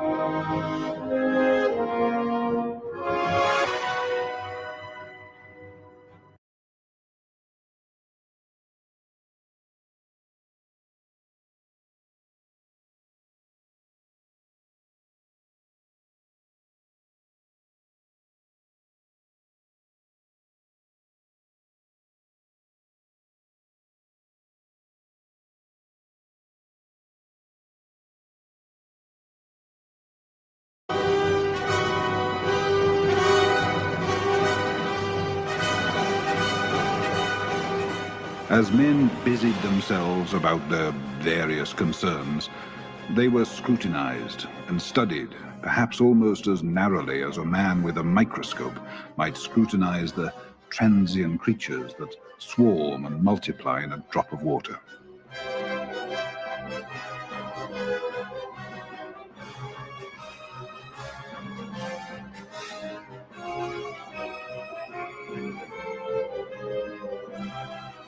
With infinite complacency, men went to and fro over this globe about their little affairs, serene in their assurance of their empire over matter.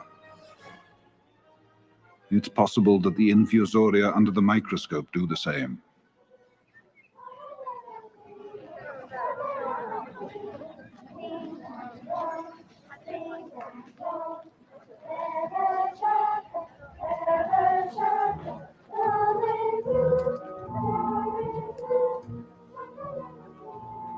No one gave a thought to the older worlds of space as sources of human danger, or thought of them only to dismiss the idea of life upon them as impossible or improbable.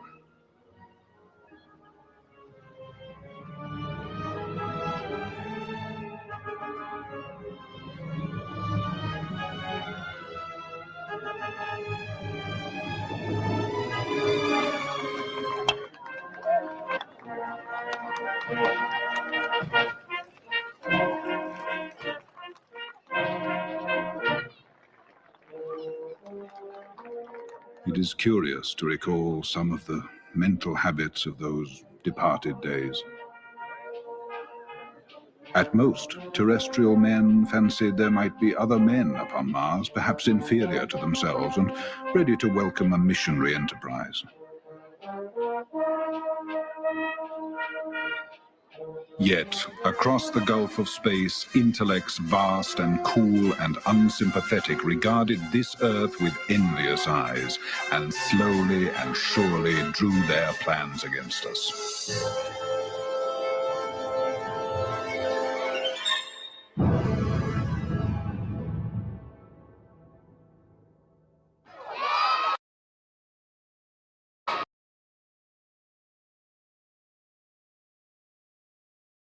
All right. Hello. Hello. I have returned. Very nice. Gavin Blackburn says, it'll be like the dentist scene from Marathon Man. Is it safe? As long as it's not like the dentist scene from The Little Shop of Horrors. Definitely. Fleet Admiral Levi says Carl Sagan is great, even better with H.G. Wells. Yes, I really enjoyed that sequence. It's good.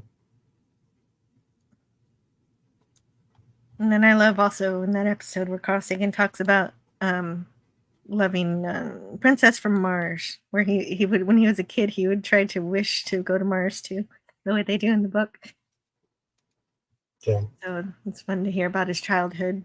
And actually, that's why I read it. I read Edgar Rice Burroughs because of Carl Sagan. Gavin Blackburn says, Jeff Wayne's War of the Worlds with Richard Burton used to scare the hell out of me. I still prefer not to listen to it. Makes sense. It is. Okay, so Ted Kennedy is calling because he's pardoning Nixon and Nixon's like, I don't need your pardon. And Ted's like, well, you don't have a choice. I'm doing it anyway. I don't see any reason to incriminate previous political opponents. But I think in real life, I think it was Ford who pardoned him, right? Yes. And then Ted Kennedy was upset about it. So it's kind of funny that he actually does it here.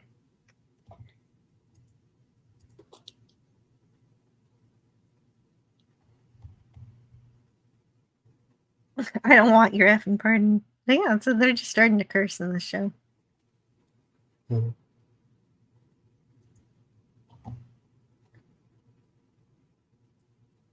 So back at the moon base, I love this solar panels and satellites. This looks cool.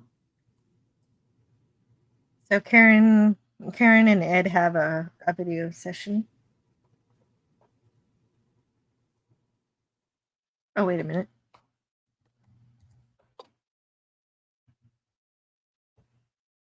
This is a different one.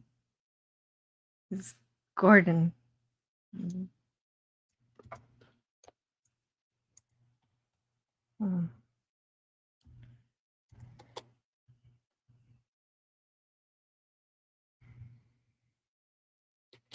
Oh, what's her name again? I really liked her. Stacy? Gordon's wife. Stacy. Yeah, what's Stacy, right? Yeah. So I guess she's getting him an apartment.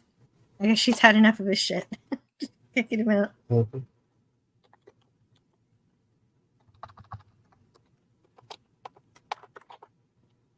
And so whenever he goes on his walks on the moon, he calls them apartment honey.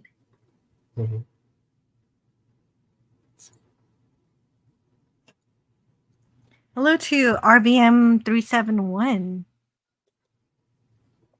Great to see you today. How are you? Yes, Gerald Ford is associated with Michigan, but was born here in Omaha. Says DJ Play Nice. And, well, Gordon just wants another bottle of liquor. But apparently the security is way too high. There's no way she can do that.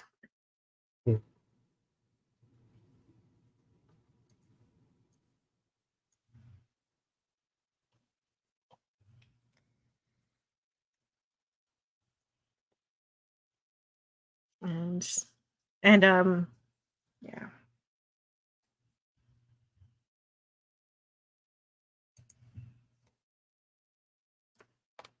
Don't worry, Gordo. I don't want to screw you either. Because Stacy is accusing him of wanting to have sex with everyone. Yeah. This is our little FBI investigation. Yes, the FBI investigation on the sexuality of Larry, because he was caught at the Bayou Landing dance hall, and if he was homosexual, then that could be used against him. Because it's a secret that he's trying to keep. So if you have secrets, you can be blackmailed. And so he denies it. He's able to successfully deny it here, but it gets pretty close. Yeah. RBM 371 says, I'm okay. Sorry I'm so late. Didn't get an alert. No, I don't think anybody got an alert from this live stream. I have no idea what happened. Normally, I have a lot more interest in my live streams that wasn't there. I don't know if it's maybe For All Mankind is a little more niche than Star Trek, obviously, but it was less than the past couple of weeks. So it was kind of wild to see. And I blamed it on YouTube. So there it is. There's the proof right there. RVM 371 didn't get a report of it. Yeah. And so now they realize that they've got to get a little more serious about covering their tracks of who they are as people. Right. Which is a artifact of the time where they have to do this covering up who they are. They can tell the truth, but then they don't get to be in NASA. Yeah. But by lying, they are committing felonies. Mm-hmm. RVM 371 says, I have the same problems with Doomcock, so you are in good company. Yeah, it's a really weird issue. But I love the pacing. The pacing of the show is so great. It never lets up. It never drags. It moves from scene to scene with it's not rushed either at the same time. It's really well balanced. Yeah, lets you savor moments. Mm-hmm. Yeah, it gives you time to breathe. It doesn't like throw crap at you just to make like, oh, look at this cool thing I shot and I'm gonna throw it at you. They show you cool stuff, but they let you enjoy it. And in this scene, we haven't seen him in a while because I think they're trying to phase out the people who are in real life and explaining why Gene had to die. I mean, like that was really weird having to see him die, but I'm guessing it's because they don't want to have to keep writing lines for a real person. Because I believe, Von Braun passes away in like 77, so it's on borrowed time at this point.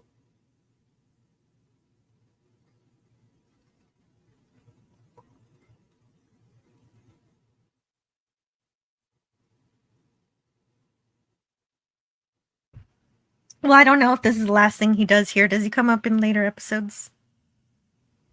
As far as I'm aware, no. Okay, so this is the last thing he does. The last time we see him. Yeah. Yeah, the last thing he does is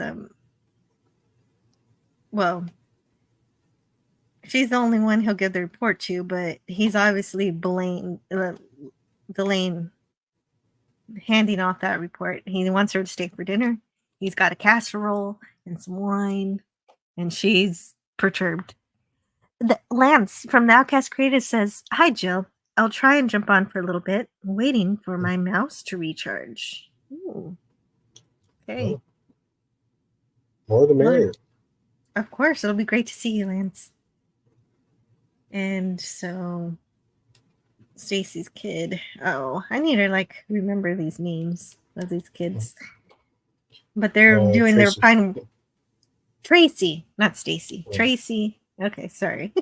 Yeah, I believe that's Danny is her son, and she has another son named Jimmy.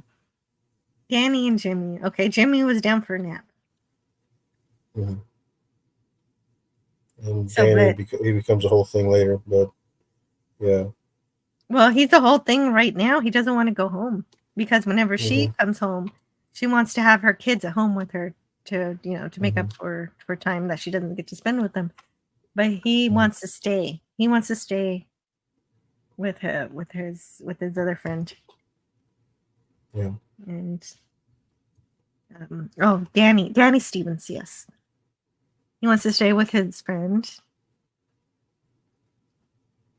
And I don't know, maybe they've got more toilets to cherry bomb.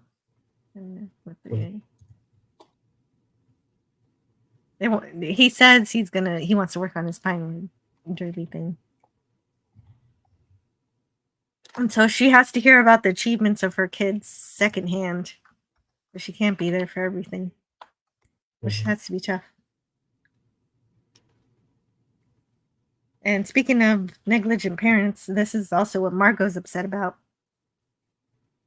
Is that her dad didn't spend much time with her. And would just come home and drink and play with his stamps or do whatever. Anything but he didn't spend time with his family after work. Mm-hmm. And Von Braun is here to tell her why everything happened the way it happened, why he was distant from his family, and what he was actually doing. Yeah. And we get to see, like, we knew that he was her mentor, but we didn't realize just how close they were. It was, I think it's beyond, from what I hear, it's beyond mentorship. He was kind of like a surrogate dad, kind of like another dad. Yeah. Which is something that, is really uncomfortable after you learn what he did, what his past was. So I understand why she stepped away from him. I mean, it's an interesting kind of theme that runs through all these interactions. Yes, definitely. It all ties together in an interesting way. Yeah, because we have the revelation that her father was part of the Manhattan Project that, led to the nuclear bombings of Hiroshima and Nagasaki, and then, she finds out that her mentor was basically possibly lying about his proximity to horrible Nazi activities, and her own arc later will also be interesting in that theme. But it's interesting how all these connections are set up so early and then they pay off later. But I think there's something he says right now that is going to be important for later too.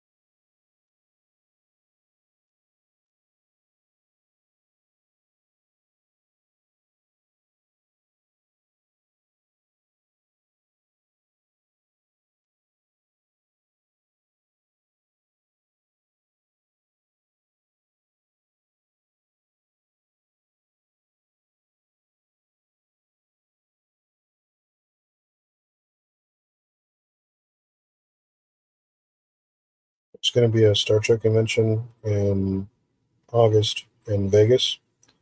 And in Vegas, they have a atomic museum. And I'm planning to check that out and kind of dive into the whole stuff with Oppenheimer and everything.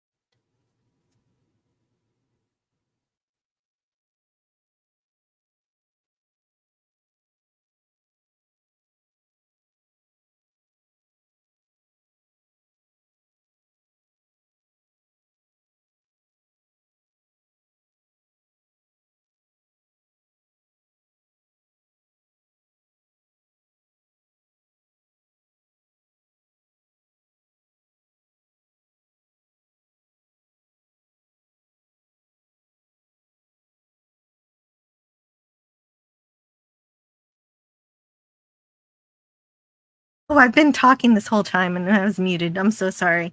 But I think that's fascinating. I went to the Star Trek convention in for the 50th. And I didn't visit any museums. That's a really good idea to explore. And I hope you find something interesting. I know I was gonna say cool, but cool maybe not the right word for atomic warfare. But I mean, I think they were right in the sense that there hasn't been the eventually atomic bomb has resulted in no major conflicts since. that's true. Like, there hasn't been That's the idea. world war. So right. And he was saying Von Braun was trying to tell Margot's dad that you saved millions of lives with your actions, but her dad didn't take that as a good excuse. yeah. But so far, yes, it has not happened another time, a third time. Well, because 2 times already. I mean, we're constantly worried about World War III happening in some sense or another, but every time we get concerned, it kind of fizzles out, and then like years later, it happens again, and it constantly fizzles out and comes back, and it's like, is it really ever going to happen? I hope not. They keep there's always that clock. They have that clock minutes to midnight to sensationalize it. Yeah, I think even the doomsday clock is kind of shifting away from like nuclear warfare and mostly focusing on like climate disaster.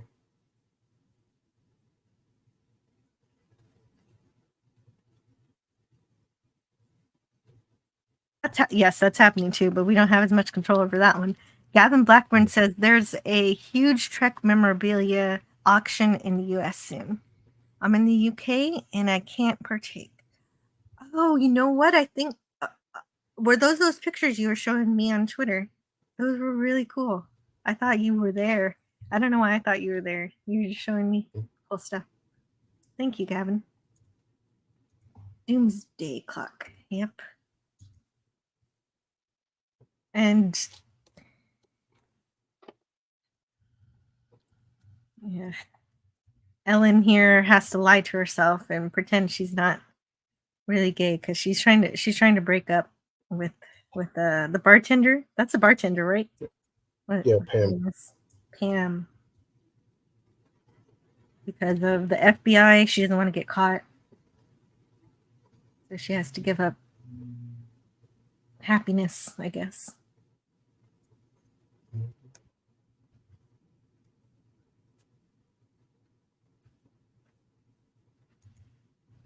And Margot doesn't want to stay overnight.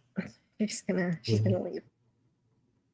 But she does thank him, however, for everything he's done for her during her life, and also telling her about what her dad did and letting her keep all of those papers, all the paperwork from all of his work on the project.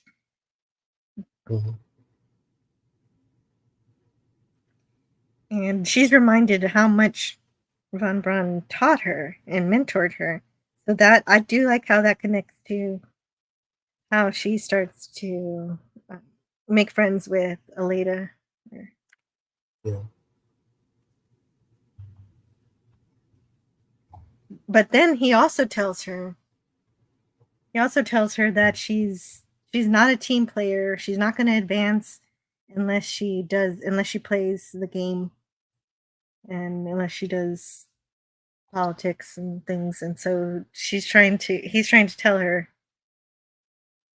that everything's corrupt. So I guess technically he's kind of like, you got to be corrupt too. So why did the Saturn V rocket get destroyed? Because of this valve. But that's just the technical reason. Why was the valve faulty? Because Von Braun had hired this other contractor from somewhere else. But then it was like some kind of political deal made between Ted Kennedy and this company. Yeah, Ted Kennedy had to get the ERA passed. So he convinced a Republican to back the ERA by giving Illinois the contract for for this particular piece of space equipment, which led to the explosion. Mm-hmm. And with this knowledge, like this knowledge is in the report. With this knowledge, it would pretty much, it would look terrible. It would look bad for everybody to know that Gene Kranz and those 11 people died because of a political chess move. Yeah. And so it's very clear that this report's going to be classified the moment it gets there. But Von Braun tells her, you can use this to your advantage. And okay, so he's basically telling her to use this report as blackmail to get what she wants. Yeah. Which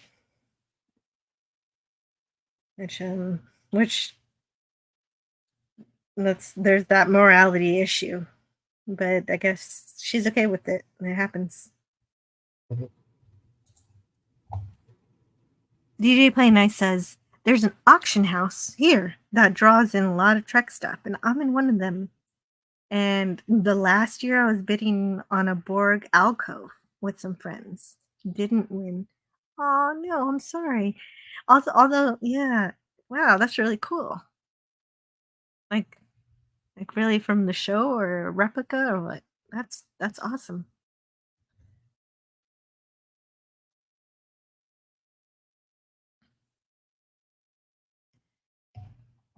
My God, Jean died for a political vote. Mm-hmm.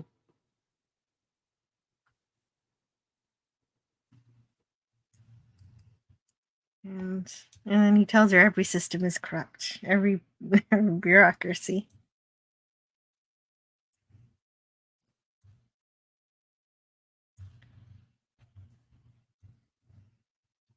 And yeah, so she has to decide. And she finally gets the report. It turns out it was just laying on the table, the coffee table, the entire time. Like she could have picked it up in a moment and left.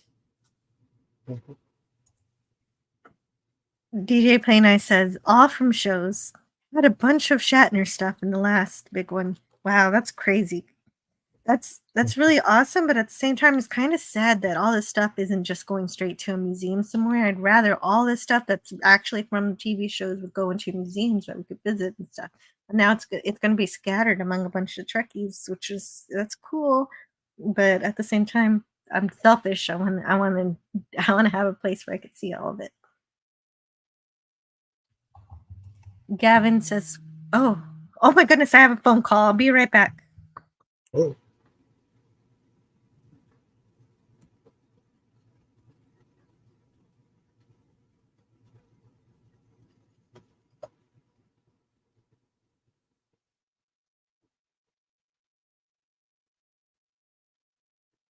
I think I'd be interested in making an alcove as a bed. I don't know how effective or doable that'd be. Okay, sorry about that. Gavin says, "Wow, imagine owning your own alcove. Yeah, you could regenerate." Mm-hmm. Yeah, I was saying the same thing about it being turning one into like a bed. Oh, a bed. That'd be fun.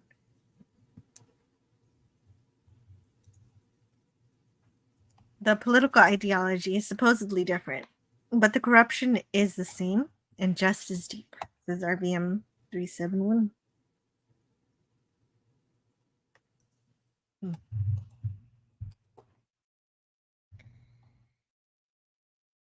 There we go.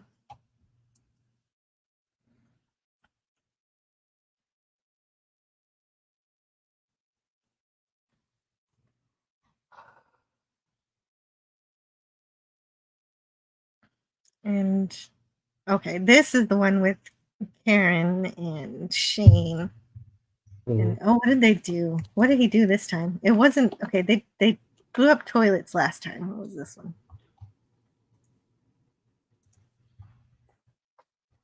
I'm gonna find it. Do you have to tell him? I have the transcript here.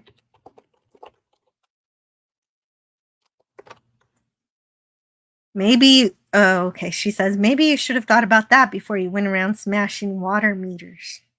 Water meter. He was smashing a water meter.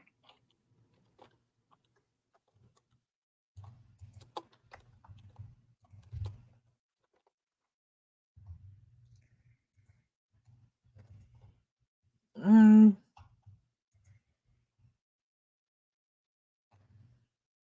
Oh, with Danny Stevens. It was his idea. It was Danny Stevens' idea. But that doesn't matter. She says, don't rat out your friend to save your own skin. Which is kind of a good lesson in loyalty. Like, hey, don't do that. Yeah. But she doesn't actually tell him. She doesn't, he's I guess she figures she doesn't want to put a lot of negativity on him. Instead, she tells him about his Boy Scouts and his Pinewood Derby, his things, and also tells tells Ed about how smart Shane is. Why can't Dad just come home? He's got his lifeboat. Mhm. He could, they could, but the real reason, Ed says it's because it's like the Navy. I've got to be here. I'm ordered to stay here, so I got to be here. But the obvious reason why a crew has to be at the station at all times is because we've got the Russians just a few kilometers away, and um, so I guess maybe if it's deserted, they might pay a spacewalk visit, right? Mhm. This part I kind of don't understand. How come I didn't get the technical reason why they're getting the same 6 episodes of Bob Newhart every transmission?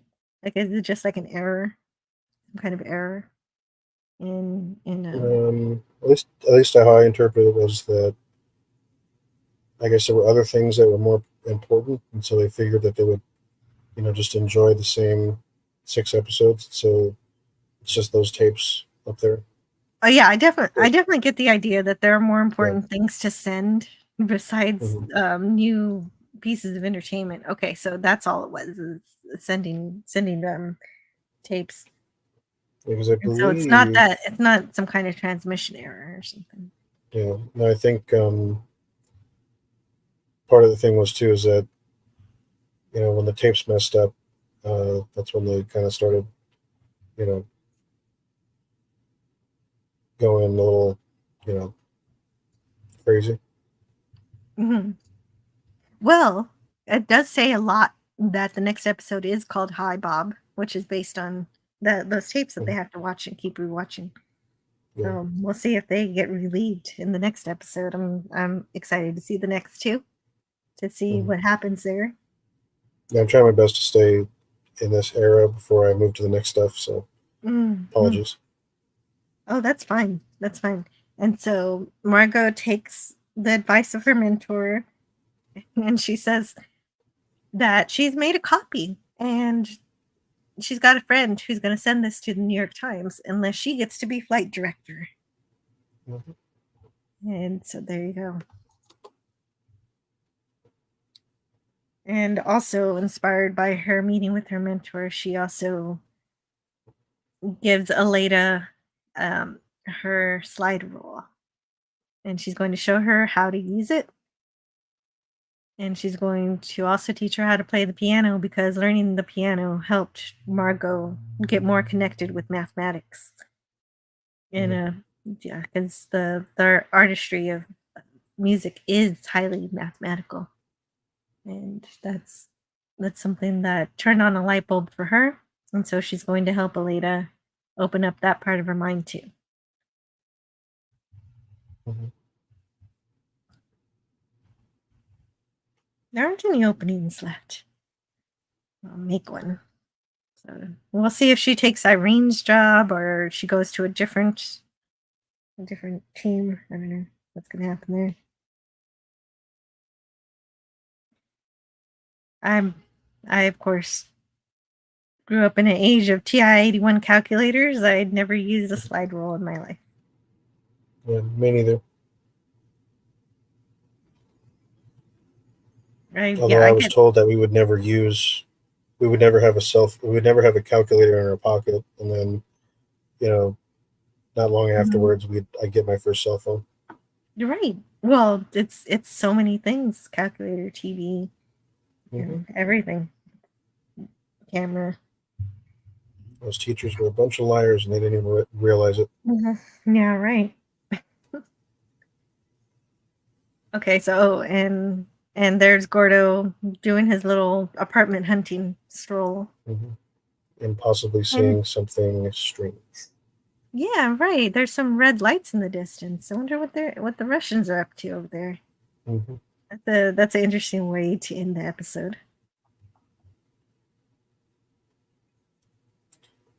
Yeah, I think if you haven't gotten into the show by episode 6, then yeah, there's no need in continuing. But I'm sure that you are definitely moving forward with it, and I'm glad that you are.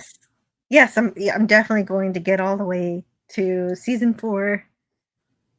I don't think season 5 is coming out this year, so that'll be next year, right? I think it's probably gonna be a 2025 deal. Great, that's perfect.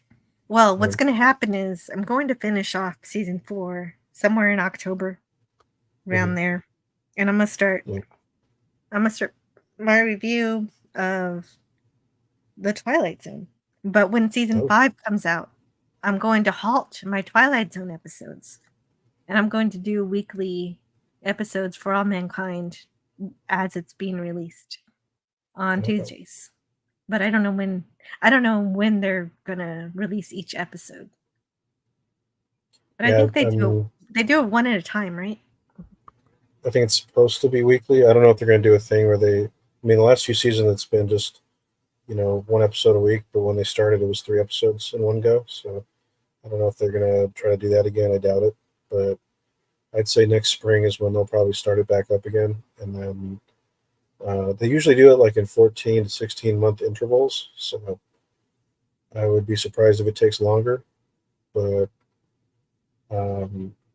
yeah, I would hope to be around for some of that, as long as you'll have me. Oh, of course, yes. You're definitely welcome for any For All Mankind episodes.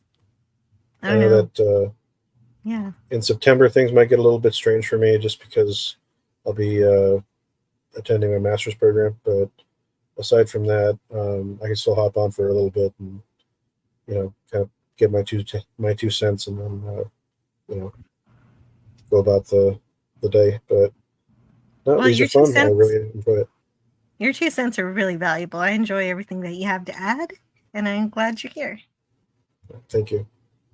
And RVM says it's a Russian rave. Oh, they're having a party. Oh no, that reminds me of an episode of UFO where the Russians really were kind of having a party accidentally. They had some oxygen shortage, but instead of the shortage was such that they had some oxygen but not enough, such that they were behaving more like they were drunk rather than and Foster saves the day. I don't know if you've ever seen UFO, but it's got. I haven't seen that in a long time. But I've been on Space 1999 for a while. Yeah, there you go. And hello, welcome to Lance from the Outcast Creative. It's always a pleasure to see you. Hey. Man, it's quite a busy night. I've got my buddies are doing an Independence Day stream. I've got my own stream on in a bit. My mouse died on me. I've actually taken out my PC mouse and I've plugged it into my Mac so I could come on and say hi quick. Oh, well, thank you so much. Okay, so your other mouse is still charging. It is, yeah, it's charging. It's charging up. This one's battery operated, so I don't like using it too much. I was keen to find out your reaction when you were first watching this and the rocket blew up. Mm-hmm. Because that was surprising. Remember, I kept saying to you, "There's something where you all go, hang on, what just happened?" That's exactly what happened too. When I watched that episode, I was like, "Okay, they're going to go out for some cheeseburgers," and then what? The way it's the timing of the show and how it expresses that explosion out of nowhere. It's really clever. I did replay it.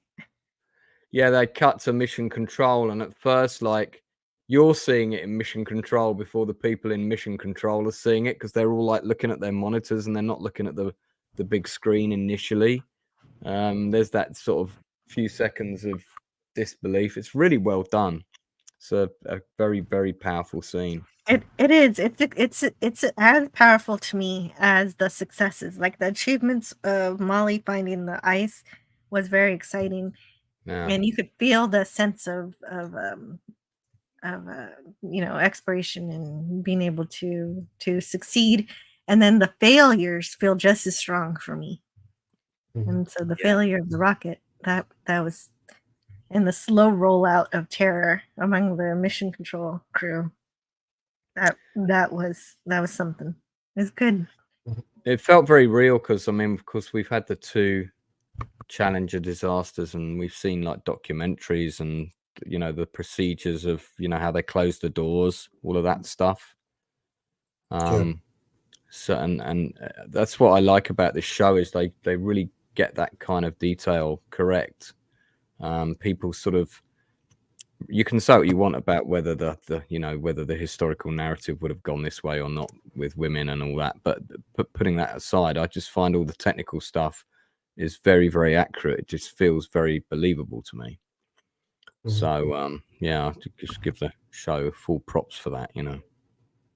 I do too. It feels, yeah, there's a sense of reality to it. Obviously, it's an alternate history.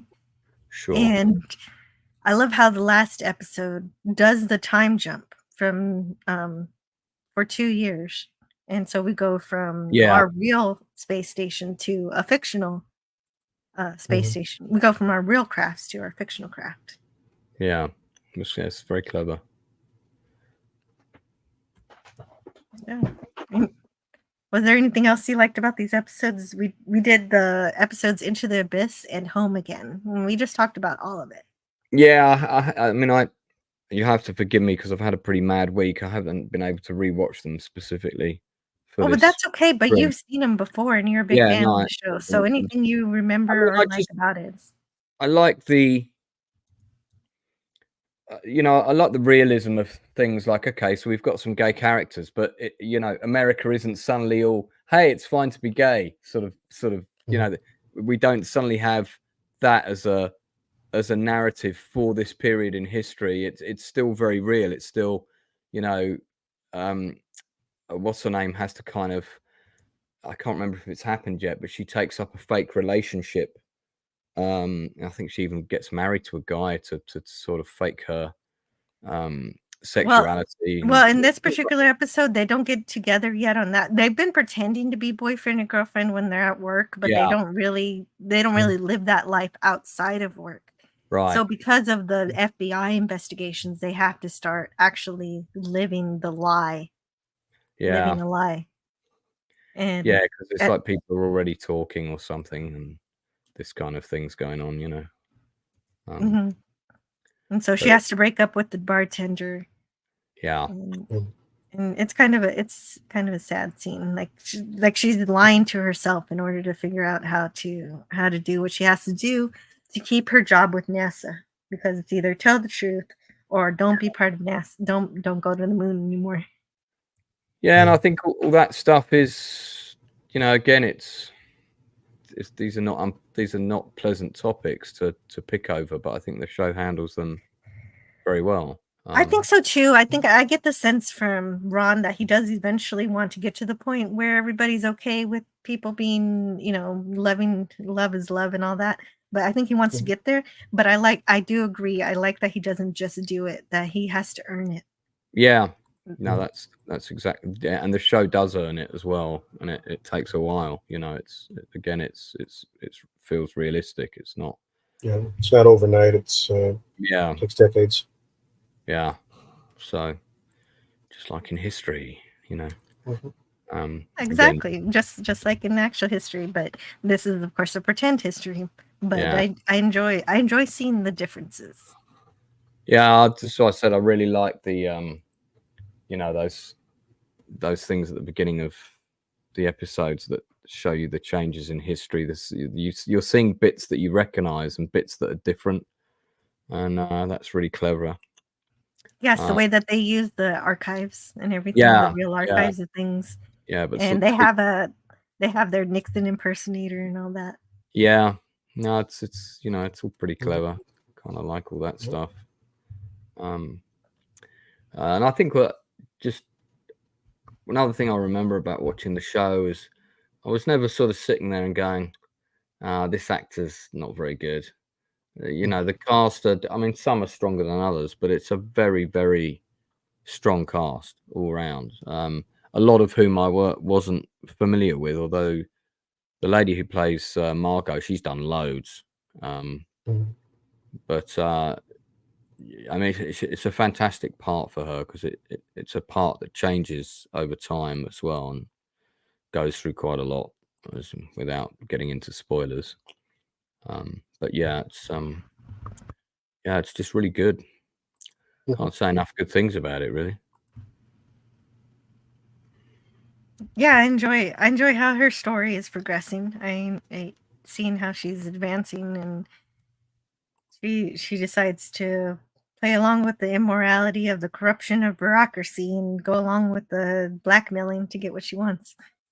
Yeah, I mean, it's funny. She again, I don't want to say anything, but she ultimately is such a hypocrite.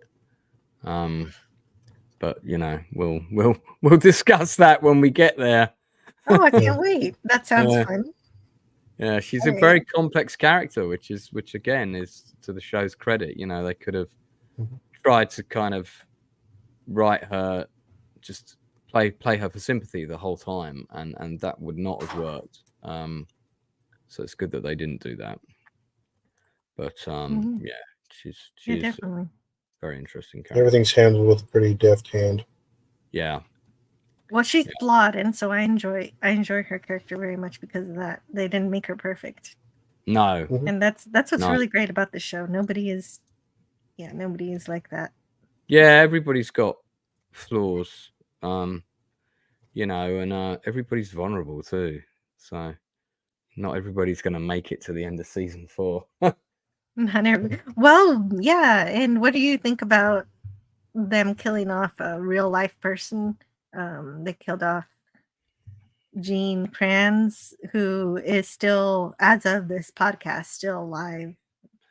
Yeah, I'd be quite interested to know what he thought about that. Yeah. But I think it's fine. Again, it all works in the context of the show, doesn't it? It does. Yeah. And I think as long as you buy into the show, it's all fine. It does. Yeah, and I do appreciate it. As a storytelling element. Yeah. And it reminds you that yes, we're having fun going to the moon, and astronauts are great and everything, but people of mission control, the ground crew, everybody who works at NASA are also important. Yeah. And so we're going to continue. What are the next episodes called? Let me find out. I don't even know. Usually I have. One of them is Hi Bob. Oh, Hi Bob is the right next one. Yes. Hi Bob. Oh, yeah. Hi Bob. Rupture. Okay. What's the next one? I remember why that's called that. But again, I won't say anything. Hi Bob, and then Rupture. Right. Yeah. Yeah, they're both good episodes, actually. Okay, I got to put. Go ahead. No, I mean, I just binged these when I first watched them because it was like I watched one and I was like, oh yeah, I want to know what happens. So I was watching them one after another, Yeah, that makes sense. Actually, that's what I'm gonna do whenever I'm done reviewing. When I'm done reviewing the episode, I'm gonna rewatch all of it in the binge format.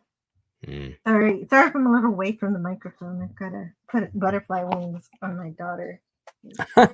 I sense the interference of the tiny one. So yeah, yeah, she decided to play dress up, and I have to help. Oh, that's all right. Yeah. Okay, so Rupture. That doesn't sound good. Hi, Bob. Next week. Those are the 2 episodes. Oh, that's great. Hi, Bob is written by Ronald D. Moore, the show creator. So that's great. I think he wrote some scripts for Star Trek, didn't he? Wasn't he? He was Oh, he wrote some. He wrote some of the best. He wrote some of the best. That's a under. Yeah. She wrote. Well, you know me. I'm wrote, terrible with names, but he's very instrumental in the sort of cementing the world building of the Klingon Empire. Yeah, in Deep Space Nine. And in Deep Space Nine as well. So yeah, TNG, Deep Space Nine. He started in TNG. He only did 2 episodes of Voyager, but there's a whole thing of why he didn't continue with that. And then the whole thing that happened with that. You're right. He was upset that they weren't going as far as he wanted to go. With the original concept, which actually would have been a lot better. Mm-hmm. Mm-hmm. And that's why he left and he went to go do Battlestar. Right. Yeah, well, that makes perfect sense. But yeah, you're right. They had this whole thing with the Maquis and the Voyager crew, and he really wanted to dig deep into that, and they wouldn't let him. Yeah, which was a shame because I think that really would have worked in a whole heap of ways, you know. Yeah. There's a lot of missed opportunity with Voyager. It's still my favorite, but yeah, I know how that all goes in the industry. So, been there. Yeah. But yeah, it's kind of funny. Yeah, he wrote a few Star Trek episodes. he got 77 from The Next Generation, 128 for Deep Space Nine. I did say it's been a long week, so you have to forgive my nonchalant appearance on that subject. That's okay. I thought, I know that name. That name's important in Trek. I'm sure he wrote some of my favorite episodes. That's true. And he's got other Star Trek writers working on it too. Because Noreen Shinker is also on the production crew, and he wrote a couple episodes, or at least one. Yeah, I think most of my favorite episodes probably would have been a more accurate description of his involvement. But yeah, he's a fantastic writer and / storyteller, you know. Mm-hmm. I agree. Without him, we wouldn't have yesterday's Enterprise. I mean, that's that and Tosh and that and Denise Crosby calling up saying, "Hey, I want to back in on this series." So that was a good time. And right. Anytime you see his name on a Star Trek episode, you know it's going to be entertaining. Yeah. Even if you don't like the episode, it's going to be fun. Yeah. Nonchalant, says DJ Play Nice. Well, you have had. Thank you so much for stopping by, even though you've got such a busy week. No, that's okay. I'm always happy to pop on these if I can. Big fan of this show, as I said. It's a show that I know that because now I know they're doing one more series. This year at some point, I was going to rewatch the whole thing in preparation for doing it. You know, the streams about each season, but I might hold off on that because I guess that one will drop next year sometime. Yeah. Next year we should get season 5, right? That's what. I'm thinking spring probably next year. Yeah. So that'd be good. They must be gearing up to shoot it now, I would think. I think I remember hearing something about them doing that, but I don't know offhand. Right. Yeah. So well, then won't be long. Yeah. Well, thank you for being here, Lance, and giving us your thoughts about the episodes. Always a pleasure.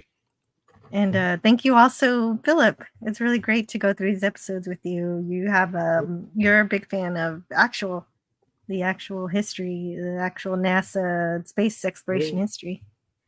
I'm a big fan of a lot of things, space, literature, the movies. So I try to make sure they all come together in some kind of way that makes sense. But, I try.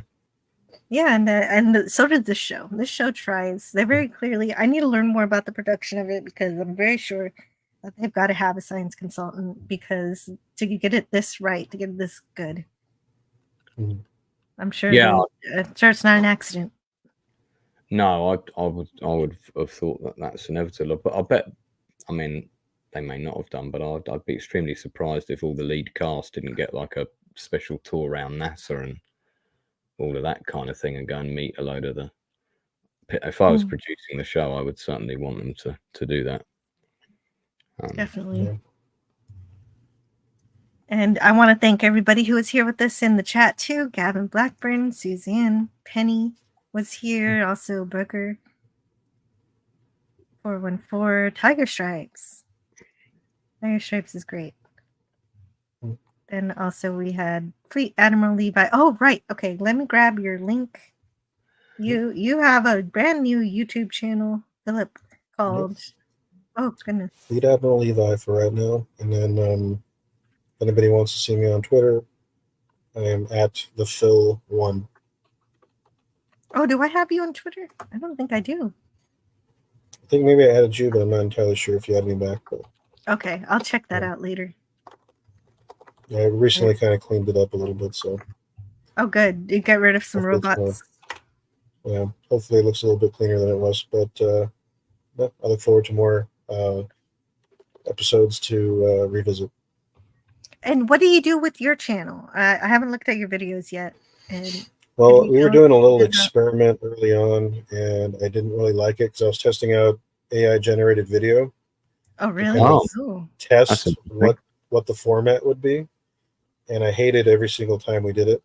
Okay. So, interesting. Every video that I did is just kind of an idea of what I would do if I had endless resources and I could do whatever I wanted. So all the videos that are on there are kind of examples of what I would do. So I want to explore science fiction, fantasy, and horror literature, books, pretty much the entire, media landscape, and kind of, explore different themes that I'm kind of interested in, like fear of the unknown, kind of critical analysis of certain stories eventually. And then periodically I want to intersperse that with my own creative works that I'm working on. So, I kind of want to have a little bit of room to kind of explore whatever kind of weird idea I want to kind of puzzle out. Oh, that sounds like a great idea for your channel. Oh, okay. So, but you also create things, which is awesome. Mm-hmm. I can't wait to see what you make. And hello to Mark D with the C. He's also a creator. He also makes stuff. Hello, how are you doing today, Mark? We just finished reviewing the 2 For All Mankind episodes, Into the Abyss, and the other episode, Home Again. Next week, we're going to review Hi Bob and Rupture is the next ones. How are you doing today? How are you doing today, Mark? And DJ Play Nice says, thanks for hosting. Have an awesome afternoon. And hello to Snortopoopus Cuber. Snortopoopus. Love Snortopoopus. Oh, me too. He's really wonderful. He's a great listener. Got the best name on YouTube. That is the best name, hands down. Mm-hmm. Yeah, so, he's a good bear. Yeah. Eugene Bird is also here. Hey, we had some people show up right here at the end of the show. Scotty R37. Eugene Bird says Scotty R37 needs a Tasha Yar doll, not a She-Hulk doll. Hot take. You know what? I agree with you. He needs a 1/6 scale Tasha Yar doll. So just found this out for you. The person who advises For All Mankind on NASA is Garrett Reisman, who's an American engineer and former NASA astronaut. And actually, there's a really good video interview with Chris Marshall on the real NASA scientists behind the show. So, and then there's also an interview on YouTube, 8 months old, with Garrett as well. So, talking about his work on For All Mankind. So there you go. Oh, well, thank you so much for doing that on the spot research for me. Well, that stuff always really interests me as a filmmaker. I want to know how they do these things. Oh yeah, me too. Me too. I'd definitely have somebody from NASA myself, so I'm not surprised to see that's what they're doing. Also arriving late was Edge of Time. Hello to Edutime. Yes, I'm very happy that they have an actual NASA astronaut. He's not just, he's also an engineer, and that's really, really, really cool. Wow. Yeah. They have someone on staff who knows what they're doing. And of course, I'm sure there's more than one person who studied space exploration. The political ideology is totally different but corrupt. But the corruption is the same and just as deep. I read that one earlier, but there's a thank you. Cycling. It is. Thank you, RVM371, for being here. And DJ Play Nice. Let's see who else was here today. Yeah. Oh yeah, Cam. I hope you and I hope your girlfriend had a good time at the dentist. You know, it's not a good time when it happens, but hopefully everything went well and she's comfortable now. And so Scotty R37 was here. Thank you for stopping by. Also Canadian Spider-Man. So and then Matt G's here. Or he was. Right. Let's see. Anyone else? I didn't write any. Like I should write the names down, but I instead of just scrolling. I think I got it. That's everyone. I knew it wouldn't take. Oh, I knew it wouldn't take too long today. Thank you for hanging out with me to talk about this episode, and I can't wait to know more about this series. Mm-hmm. Can't wait till I've seen all of them, and then Lance does his show, and we bring it all together somehow. Yeah. Well, maybe I'll explore it too on my own channel. We'll see. I do want to get into the lore of certain sci-fi properties that don't get a lot of love. Yeah. You know, even some book series, because I mean, eventually I do plan to like explore some stuff that is even niche within the book community, like the culture novels by Ian M. Banks, or even Discworld by Terry Pratchett. So, Oh, cool! Yeah, I'll do something different. I used to read a lot of Discworld when I was younger. Yeah, me too. Death was my Mort, wasn't it? The book called Mort. That was my favorite one. That was all about the character of Death, and it was so funny. Yeah. That's great. Bit like Death in Family Guy. If you imagine a novel about him, that's pretty much it. So it was, it was a lot of fun reading that. That's really awesome. I want to do some literature too at some point, but I don't know when that'll ever happen. And so good luck to you on your channel. Also, Lance, could you tell us about what you're up to? And I've got what you got going? Yeah, I've actually got Charles Band coming on the 17th of July. So he's the American film producer that made all those low budget kind of sci-fi fantasy movies in the 80s and early 90s. So he did films like he directed a lot of them as well. He did films like Metal Storm, The Destruction of Jared Sin, which was like a low budget sci-fi that had my buddy Tim Thomason in it.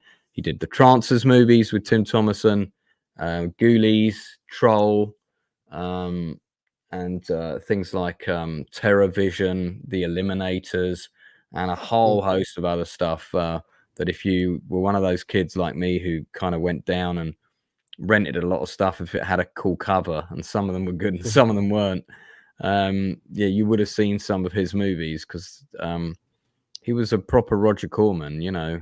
Well, still is. He's produced 476 films. So having him on impressive. He's written a pretty cool biography as well, which I suspect we'll be talking about, giving it a plug and stuff. But yeah, he's going to be a really interesting guest. I'm very much looking forward to talking with him. And then I have two actresses coming on this month as well. Malorna Jackson, who's got a great movie coming out called 666, which is about a particular unit of black women that's served in the American Army in World War II. She had a massive role on How to Get Away with Murder. It's done about 76 movies. And then I've also got Nikki Marchot coming on, who, again, similar number of credits. She's just directed her first movie called Summer of Violence. And they're two women whose careers I've followed for over 10 years, longer even in Nikki's case. So really looking forward to chatting with them about their careers and what they're doing now. So it should be interesting. And then I've got my own show tonight at 10 o'clock. So 10 o'clock UK time. So that's in just over an hour, where we just talk about the latest stuff. Mainly we're going to be digesting the trailer for Gladiator 2, which dropped today. I haven't seen that just yet.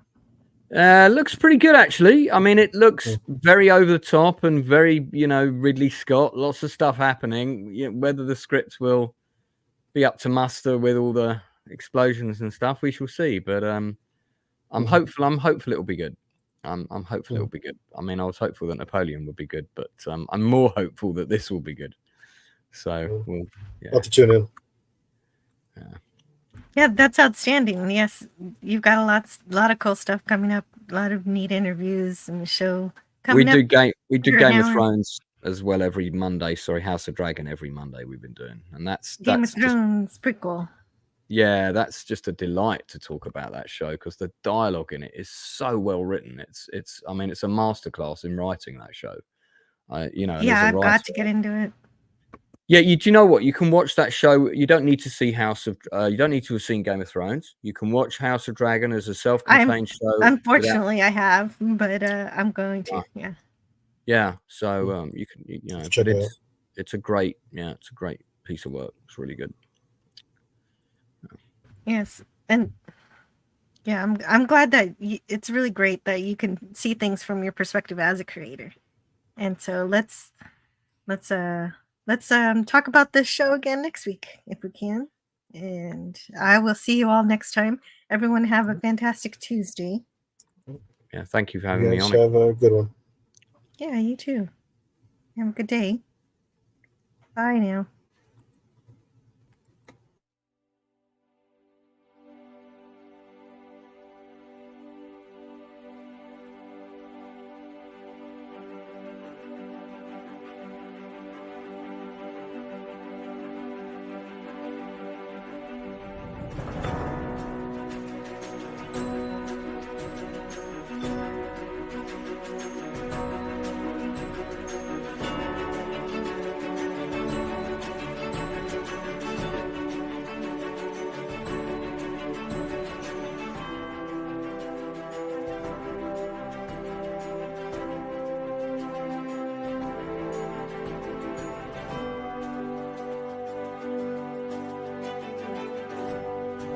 Learn all that is learnable. And the ways our differences combine to create meaning and beauty.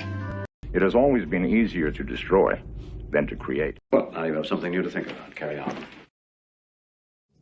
All right, move along. Done. Stop it. Get off of the things. Go outside. Get some food. It's like, you know, it's a time of day where you live. Go do something. Shut up, Snoopy. I don't care. You smoke too much. Let's go. Let's go adventure. Let's go explore. See you around the galaxy.